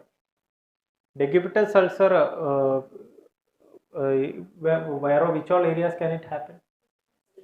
Sacrum, and mainly in these trochanter hip areas. When they will develop, they develop sacral ulcer, you will change the position to sideways, and the patient will lie in that position and develop a hip ulcer. So there are 4 stages which you should know. Stage 1, superficial color change. Stage 2, partial thickness skin loss. Stage 3, full thickness skin loss. Stage 4, deep and extensive tissue damage involving muscle, tendon or bone. It is due to prolonged uninterrupted pressure over bony prominences. Hip and buttocks are the most common size, and the benchmark is 22.71 per 1000 cases. So we have completed the outcome. Next is process related variable. Outcome morbidity and mortality indicators we did. Mortalities, SMR, morbidities, iatrogenic pneumothorax. Iatrogenic pneumothorax, you want to include the usual pneumothorax into your iatrogenic pneumothorax, ARF, decubitus ulcer. Next is process variable. Process, length of stay, compliance to protocol and ICU readmission rate. Length of stay. How will you calculate length of stay? If suppose a patient usually a patient has a patient in ward has a potassium of 2.8. Usually in my hospital that patient will be shifted to ICU for potassium correction. Patient really need hemoglobin of 6 in ward, need to give blood transfusion. That patient comes to the ICU, receives the blood and go back. Will you call it as a length of stay? Define it then. Just return it over there. Total days, just read it out. Total midnight bed occupancy are better indicator than the number of calendar days patient spends in the hospital. So the data will get diluted. So at midnight, how many patients are there in your ICU? That only adds to this calculation. Affected by the availability of intermediary care, discharge practices and mortality rates. Arithmetic here rather than mean, we try to take median. Why? Outliers are there. Because in a, for example, a neurosurgical patient with a severe TBI, that patient might be in the ICU for longer time. Whereas these blood transfusion patients or this electrolyte imbalance correction, they might go within 1 to 2 days. So here you take median.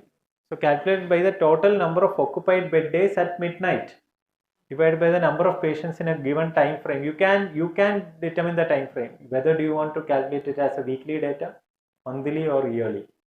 And the benchmark is 4.36 days in general ICU. In a general ICU, actually a patient should be lying only for 4.36 days. That is a benchmark.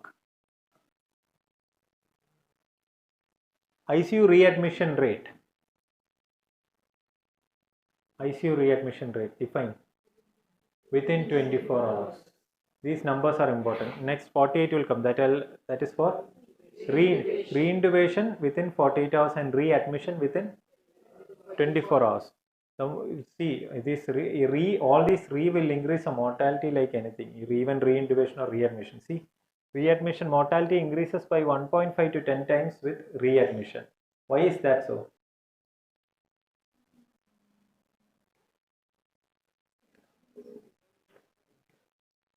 Because even after decompensating, the patient will be lying in the room for quite some time for someone of your caliber to go and pick.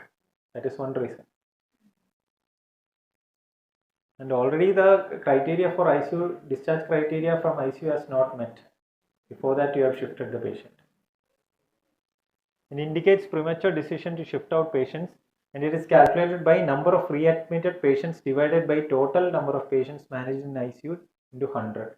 Benchmark is 5 to 6%. Just note these numbers. Compliance to protocol. What do you mean by this? SOP. You have a septic shock patient coming to ICU. Is your ICU following 1 hour sepsis bundle? Are you following the lung protective ventilation protocol for ventilating ARDS patients? And are you following that three-tier system for reducing ICP in raised ICP?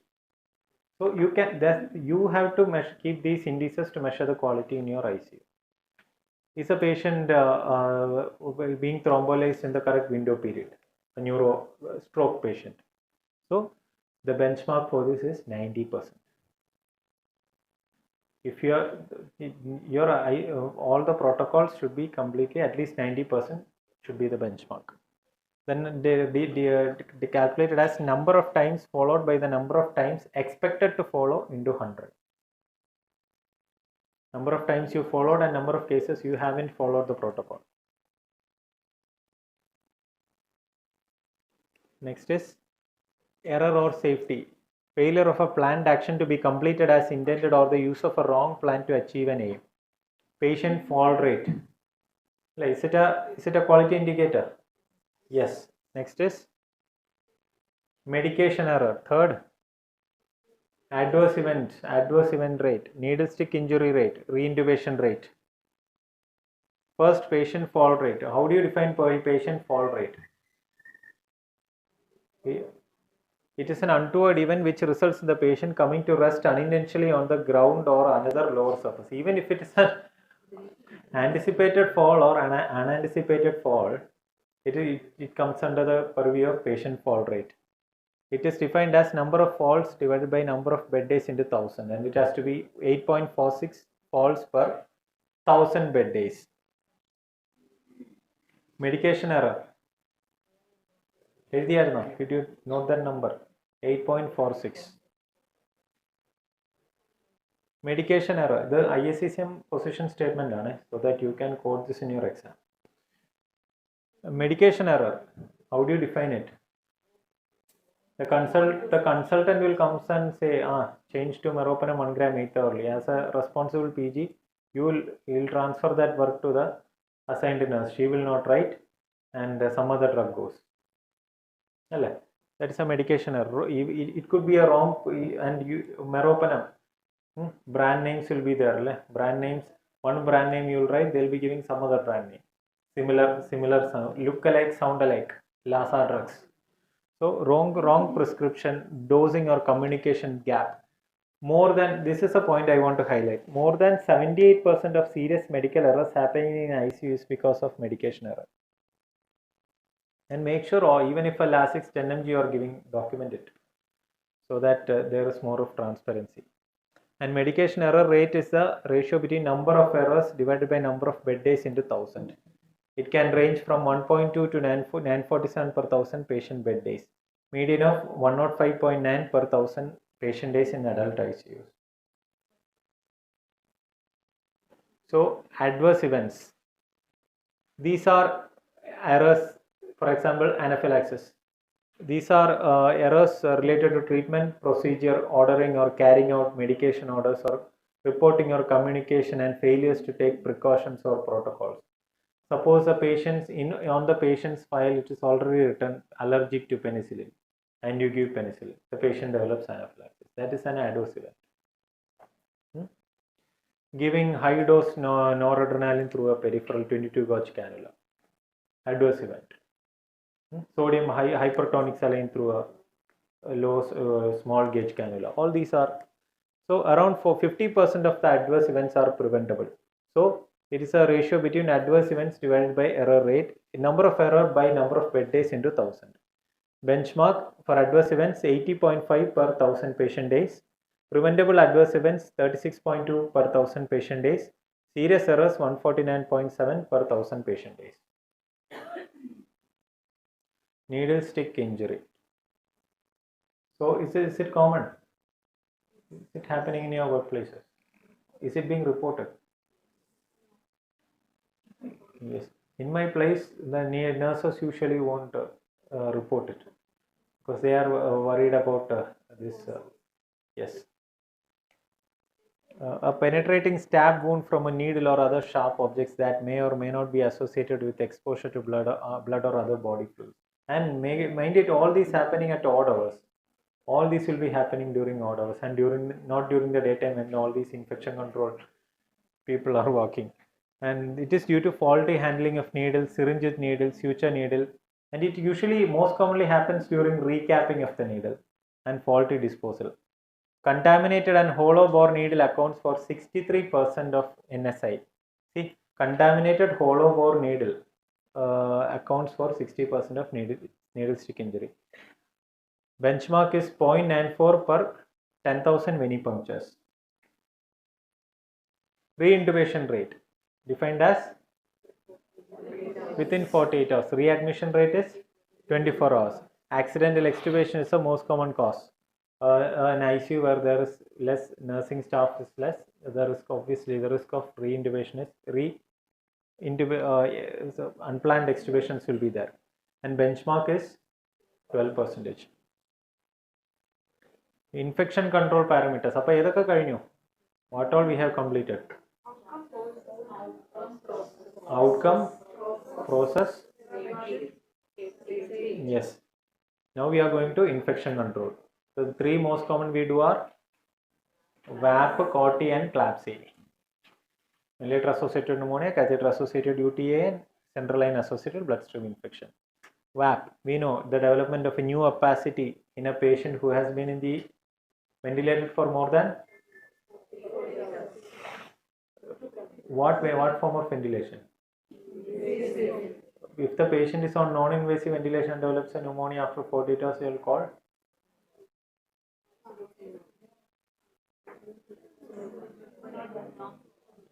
patient on NIV developing pneumonia after 48 hours of admission. Is it VAP? NIV is also ventilator, no? So what will you call the pneumonia in the NIV patient? So VAP is also HAP. This is HAP.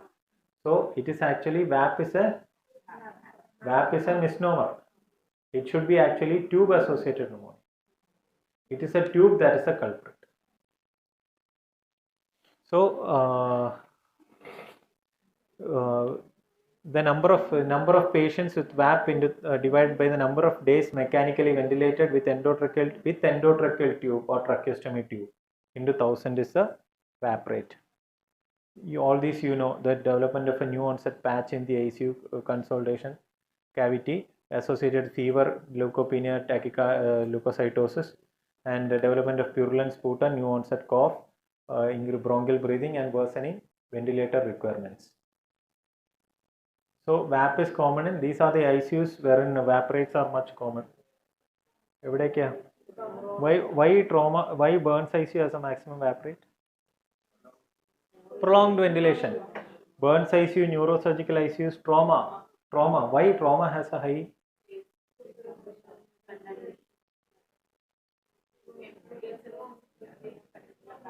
Okay, one reason. Second,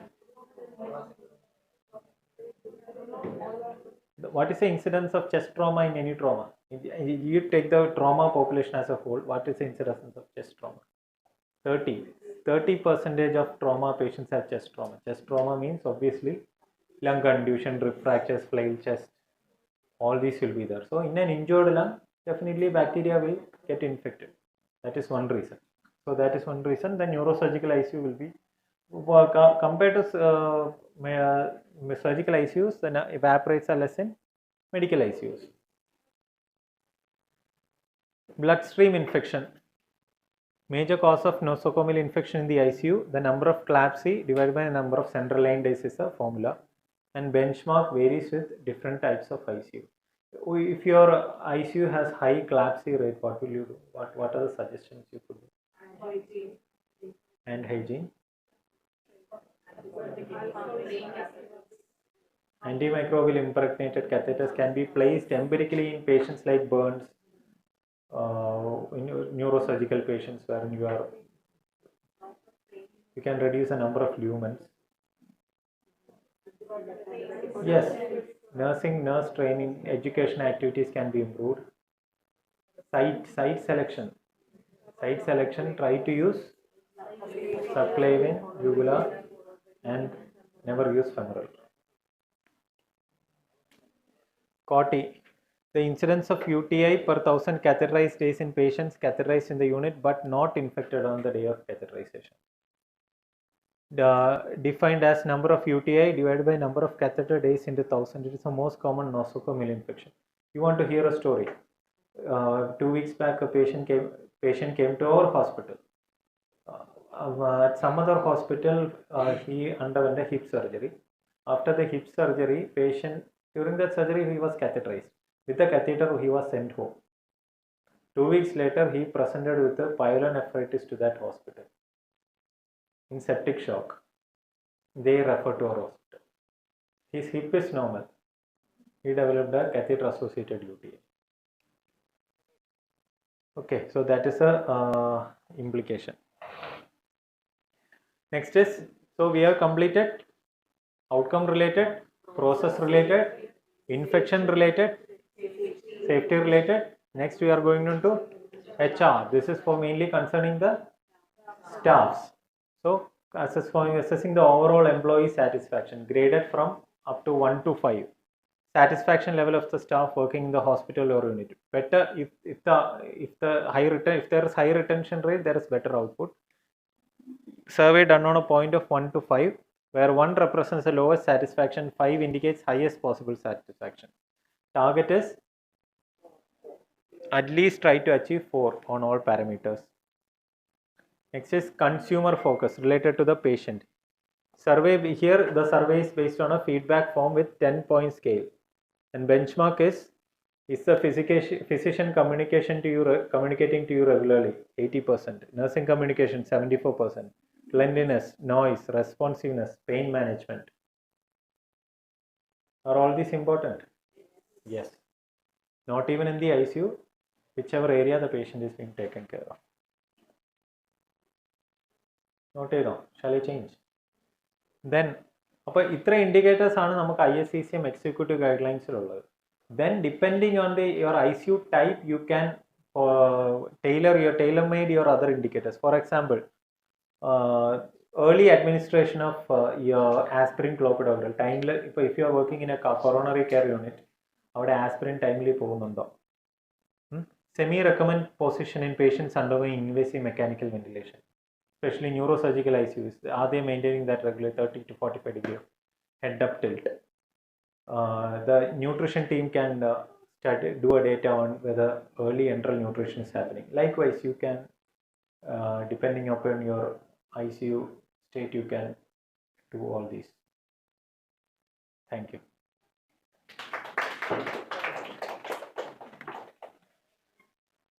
Tea break? തീർക്കാവുന്നോ? I think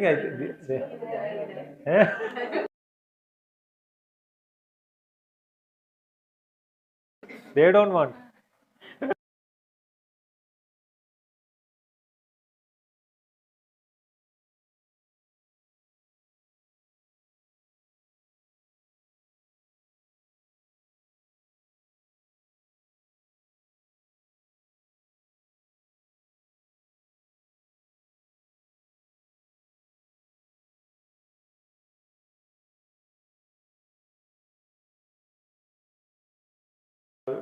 കുറേ questions ഉണ്ട്, ഇന്ന് discuss ചെയ്തേക്കുന്ന തന്നെയാണ് അതിനകത്തുള്ളത്.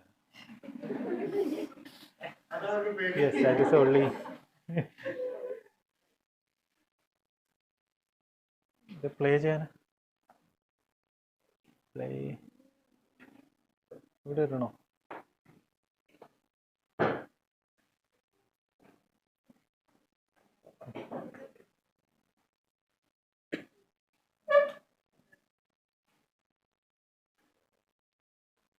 So the next topic is tropical fever in ICU. So what is a tropical fever?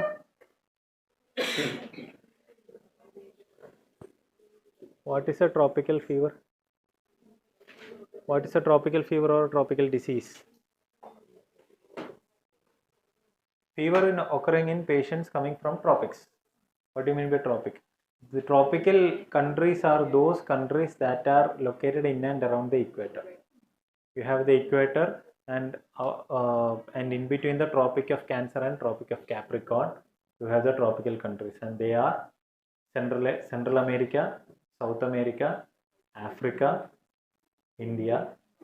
So these are tropical areas are where you have frequent rainfalls, wide fluctuations in climate, and a lot of hot climate, where the post rainy season these vectors will multiply, like the mosquito, like the female Anopheles, Aedes aegypti, Trombiculate mite, chiggers. So these are temperate climate, mainly temperate areas, mainly cold climate, wherein these vectors can't multiply. So that is why these are grouped under the term tropical fevers. So how will you approach a tropical fever? I'll be discussing these because of the time constraints. How will you approach a tropical fever? Because most patients present with similar, you take all these dengue fever, malaria, leptospirosis, the presenting symptom is almost same. Fever, myalgia, headache, rash. On evaluation, they will be having some amount of thrombocytopenia, some amount of hyperbilirubinemia, hepatomegaly, splenomegaly. In the first 2 to 3 days, you will not get a clinical picture. That is called acute undifferentiated fever.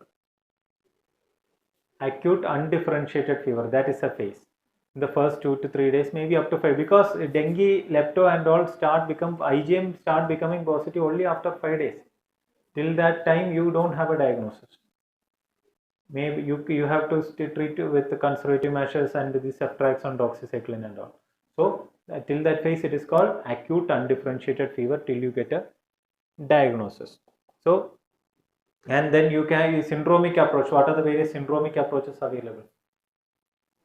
First is acute undifferentiated fever. Second is fever with rash. Third, fever with thrombocytopenia. Fourth, fever with jaundice. Fever with encephalopathy. Fever with modes. These are the different forms. Acute undifferentiated fever, fever with thrombocytopenia, fever with jaundice, fever with encephalopathy, fever with rash, fever with ARDS, fever with modes. all the others are different. So you can group the various illnesses into different categories. So today I am discussing this much number of tropical fevers.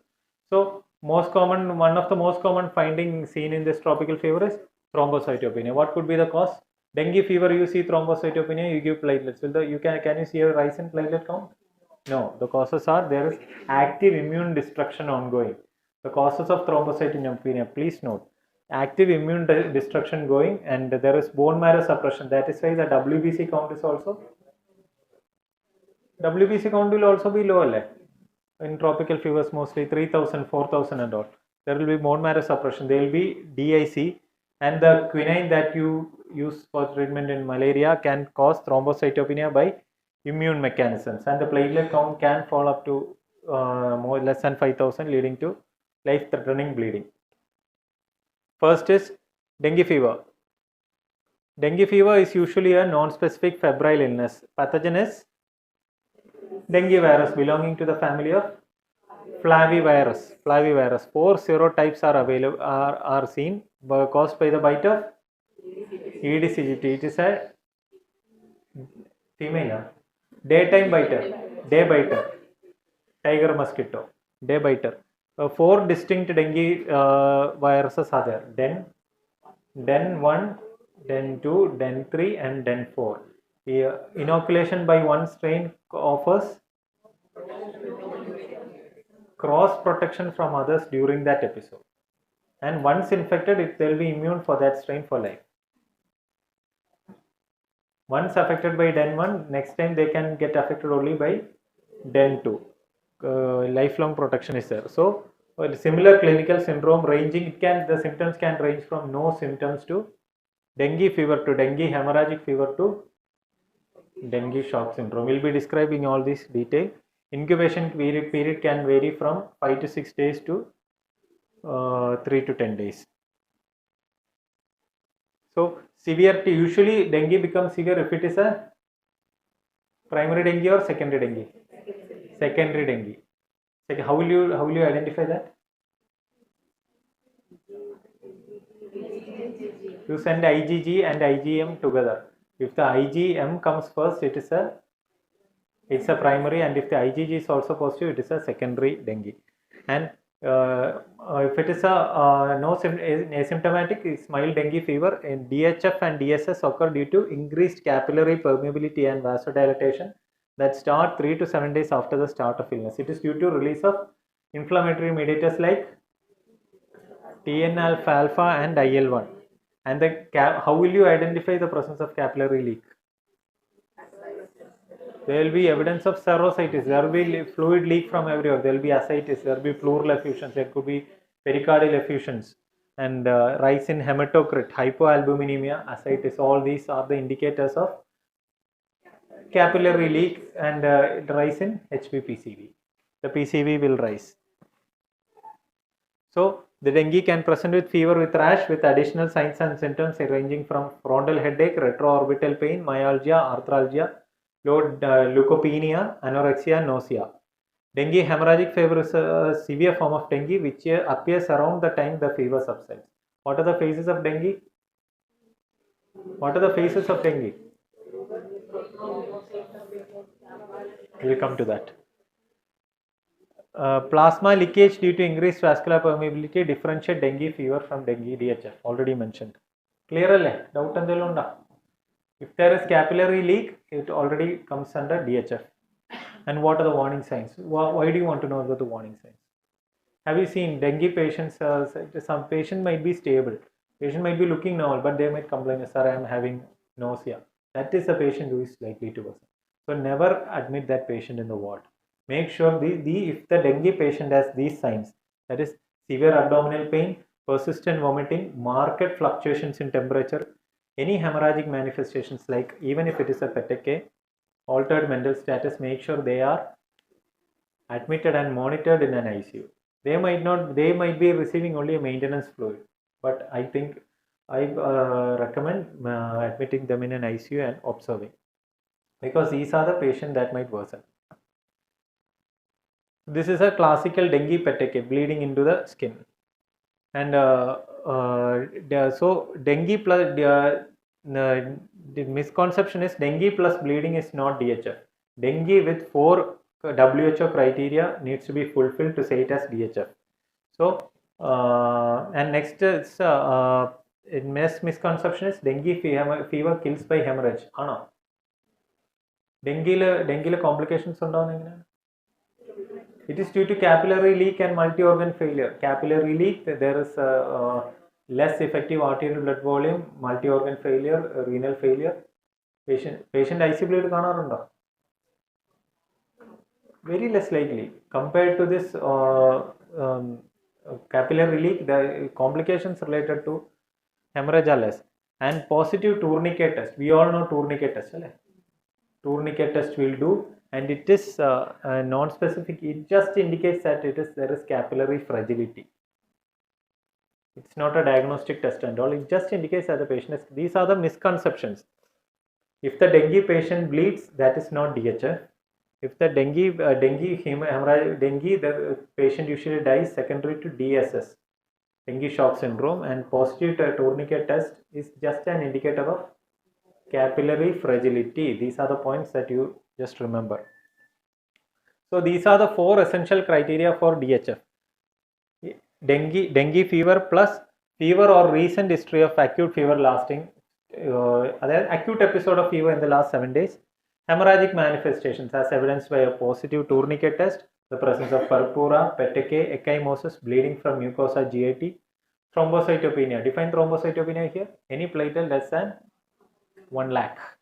And objective evidence of leaky capillaries, we all know, ascites, hypoproteinemia. Just say these 4 criteria. Dengue hemorrhagic fever, define dengue hemorrhagic fever. Dengue plus acute onset fever, hemorrhagic manifestations, evidence of capillary leak, and presence of thrombocytopenia. If these are there, you can call it as DHF. So the presentation is usually acute onset fever, generalized seizures could be there, peteke could be seen, tachycardia, tachypnea, desaturation, hypotension, low urine output, high hematocrit, low platelets, grossly altered LFTs, hypoalbuminemia. Dengue IgM will be positive after 5 days. Vidal blood cultures all negative. This is, we'll be sending all these in an acute undifferentiated fever. We'll be sending all these tropical workups, and this is how the picture comes. So some unusual presentations of severe dengue. Have anyone if you seen dengue encephalitis? Yes, that is an unusual presentation. Then there is severe transaminitis could be seen with enzymes more than 1000. Cardiomyopathy as evidenced by bradycardia and reduced LVEF. Severe GI hemorrhage and modes. These are the unusual presentations of dengue. Tourniquet test, how will you do? You have to inflate the blood pressure to a point midway between the systolic and diastolic. If the systolic BP is 120 and diastolic is 80, you have to keep the tourniquet in place for 100 millimeters mercury for 5 minutes. You will be able to see small pinpoint spots. That is evidence of capillary fragility. Positive test is, it is called positive, which if you could see in 1 square inch, you could see 20 or more peteke. This is what, these are the phases of dengue. There are 3 phases: febrile, critical, and just എല്ലാവരും ഒന്ന് പറയൂ. Febrile, critical and recovery phases. See, in the febrile phase, day 1 to 4, patient will be highly febrile, and you could see at that time the viremia is maximum. So at that point, what test will be positive? At that time, viremia is maximum. So NS1 is a test that becomes positive. If the history patient SRN 2 days fever, then you send for dengue NS1 antigen and not IgM or IgG. So at that around, and at that same time, the hematocrit will be low. Platelet will be starting falling, and it is during this critical phase that all the complications happen. See, during critical phase, the hematocrit starts climbing, the platelet starts falling, and the patient develops shock and bleeding, organ failures. And if you are treating properly, and if the patient recovers, the platelet gradually after 6 to 7 days, platelet value climbs, and the shock improves, reabsorption, and all, patient will improve. So these are the phases. See, and once IgM remains positive for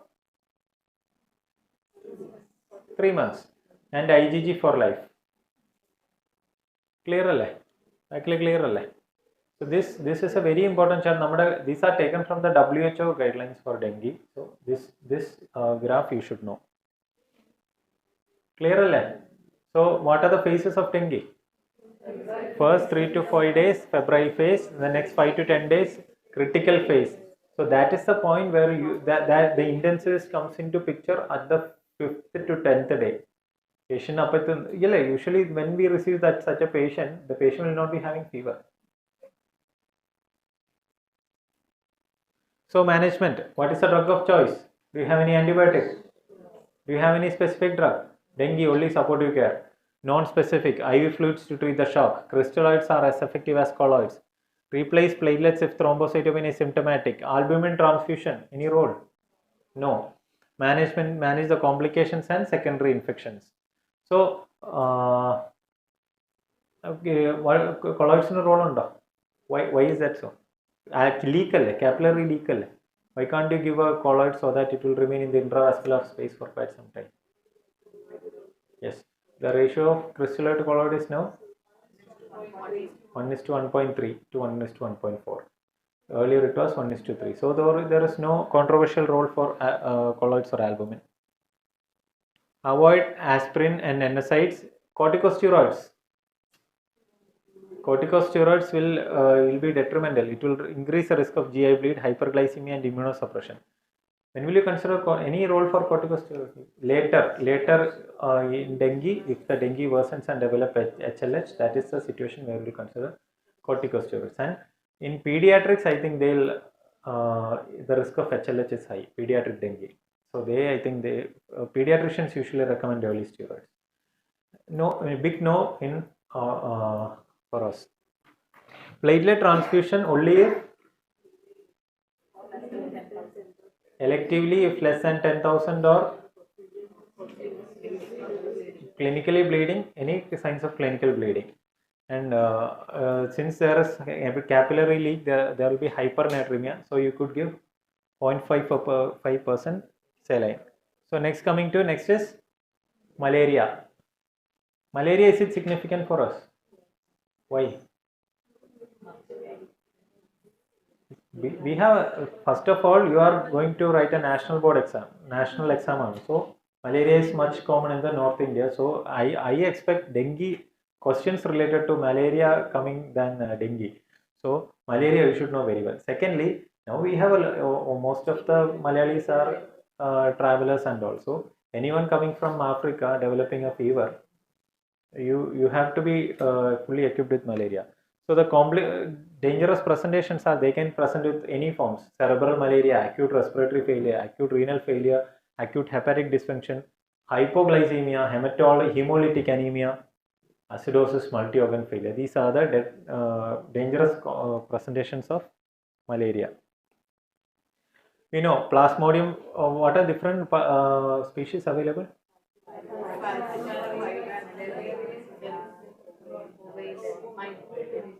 Falciparum, vivax, ovale, malaria.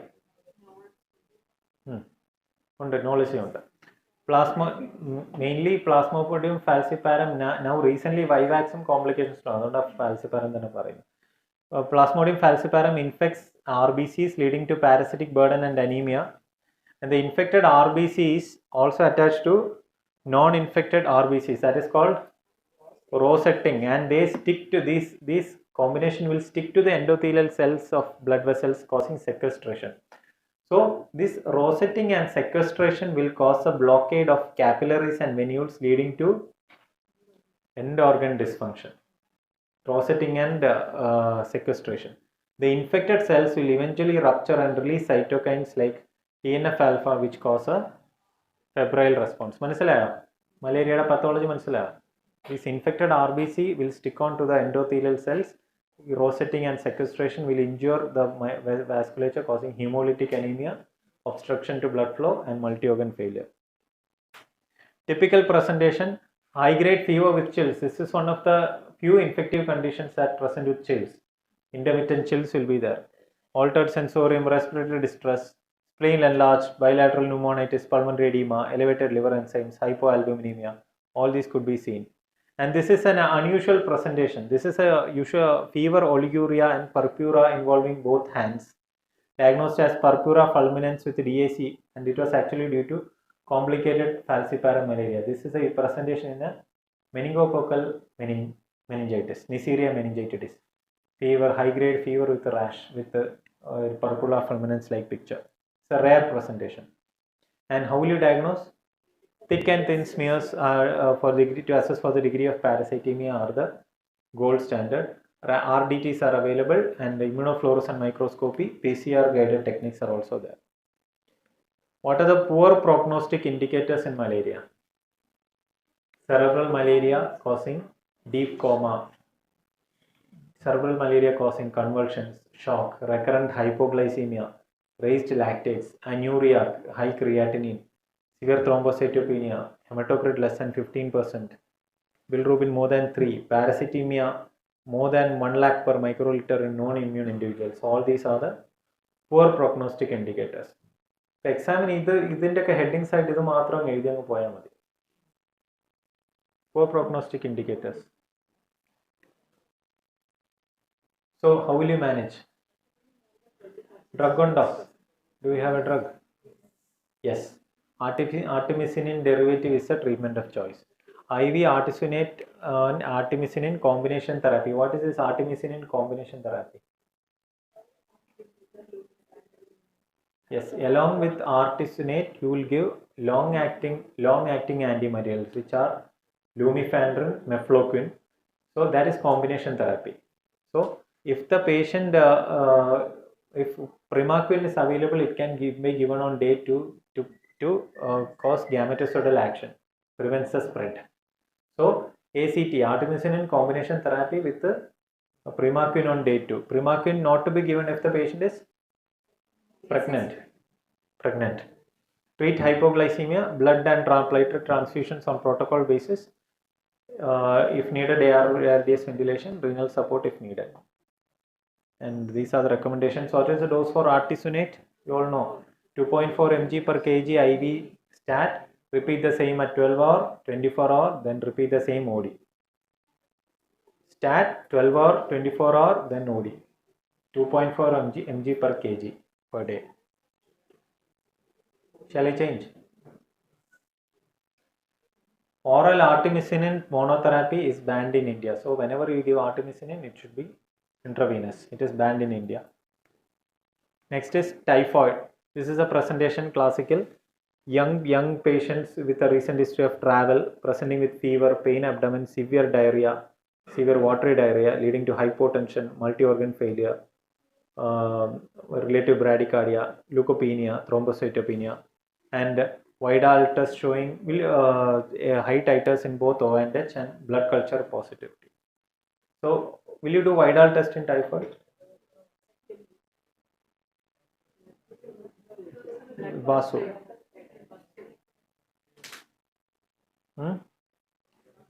What is a Vidal test lacks specificity. Vidal test is not to be done.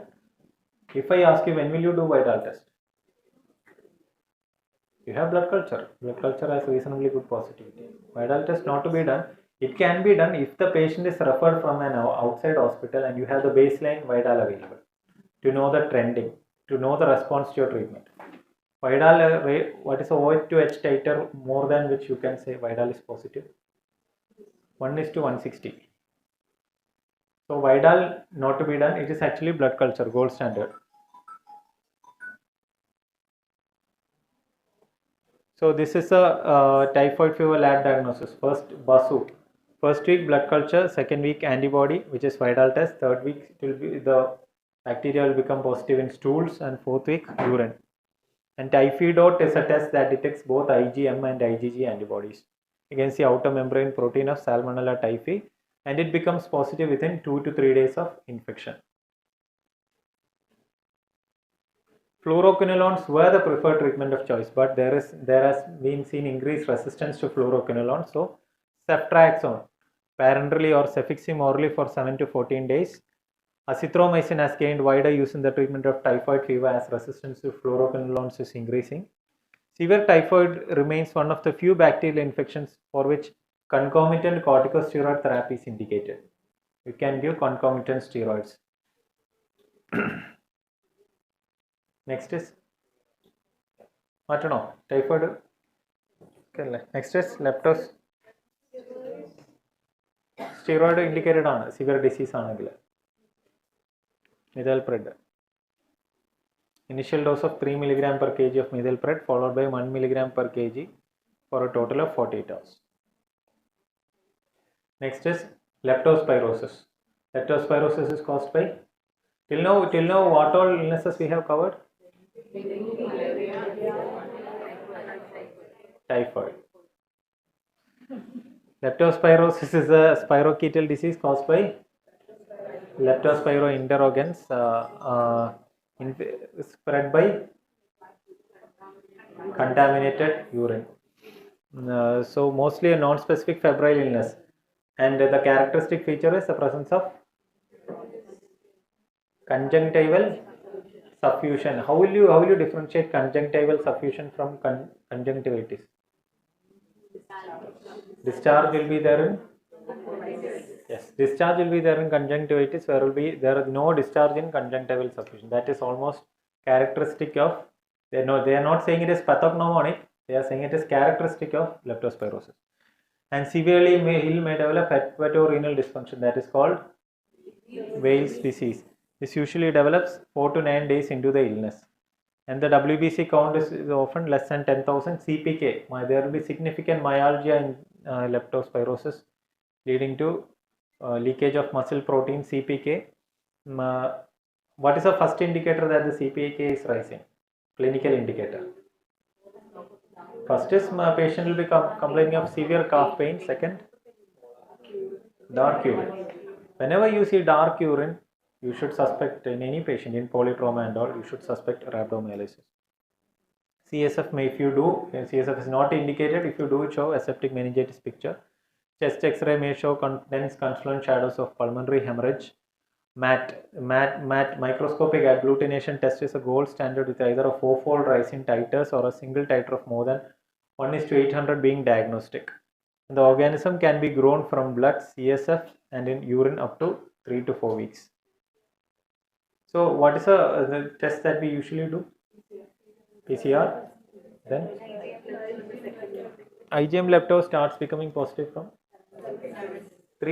third day. Sensitivity increases as days pass. From day 3 to 10, it increases in increments of 10. Day 3 you send 30% chance, day 4 40, by day 10 it chance is 100%. So on day 4, day 3 or day 4 you send, if it comes negative, what will you do? Again repeat every 48 hours. So in these conditions, when you have diagnosis in doubt, what antibiotics will, dengue or malaria, doxy, ceftriaxone or doxycycline, empirical antibiotics, both you can put. Why can't you give a meropenem and doxycycline?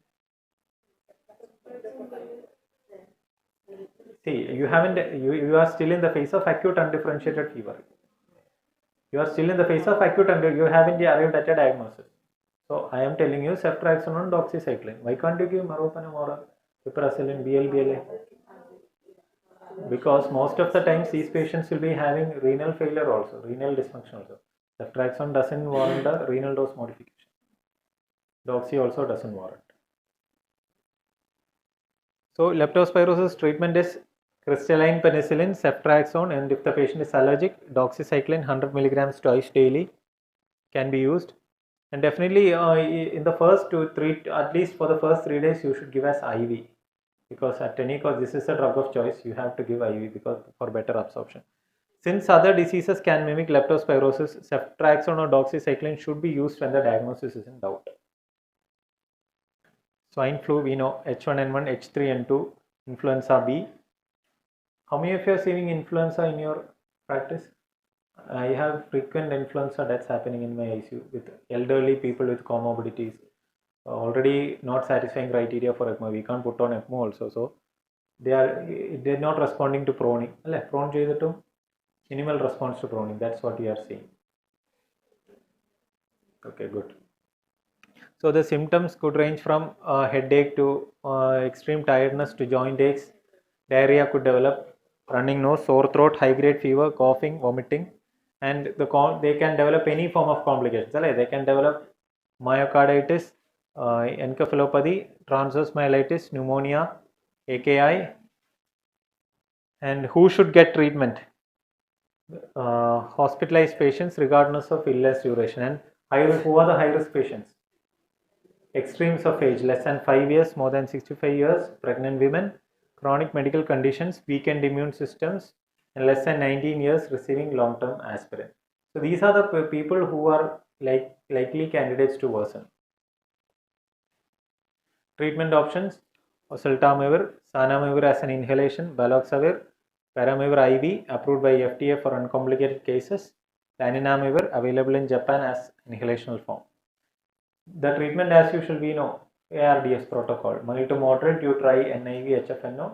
If PF falls to less than 150, invasive mechanical ventilation, prone ventilation, ECMO in indicated cases. Corticosteroids should be avoided. Hantavirus infection. It is a Bunya virus acquired by exposure to aerosols of rodent urine and saliva, and infects vascular endothelium and causes two major syndromes. Two syndromes are one, hemorrhagic fever, pulmonary renal syndrome. This is the one of the name some pulmonary renal syndromes. Yes, all those are non-infective causes. Vaginous granulomatous, all those are non-infective. This is an infective cause of pulmonary renal syndrome.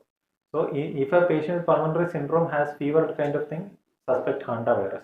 Second is hantavirus cardiopulmonary syndrome, where your heart and lung are more affected. Thrombocytopenia and increased LDH are characteristic, and you could send ELISA for IgM and IgG antibodies.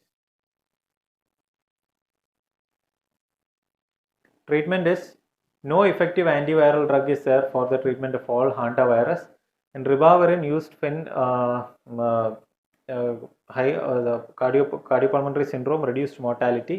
Prevention of exposure to rodent excreta is the best way to avoid infection. Next is scrub typhus. Scrub typhus is the incidence of scrub. What is the data on tropical fever? What is the incidence of tropical fever in our ICU? What is the Indian data? 20%. At any time, 20% of our ICU patients are affected with tropical fever.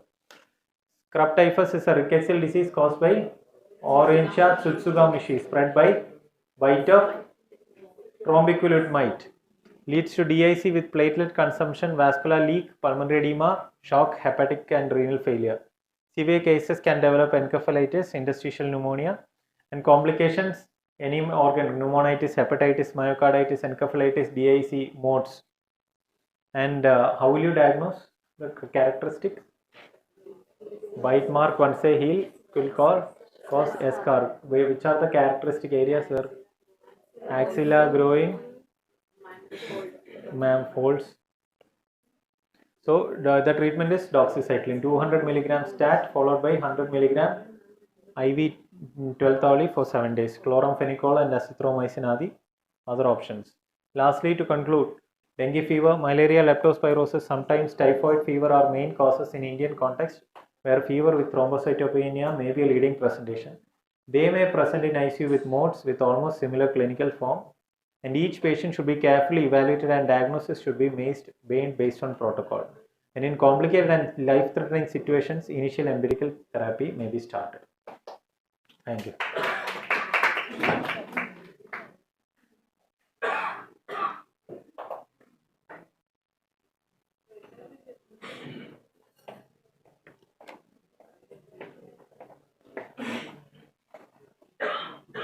For the break for tea. Thank you, Unni, for your Marathon. Marathon back-to-back lectures. And yeah, thank you very much. Thank you.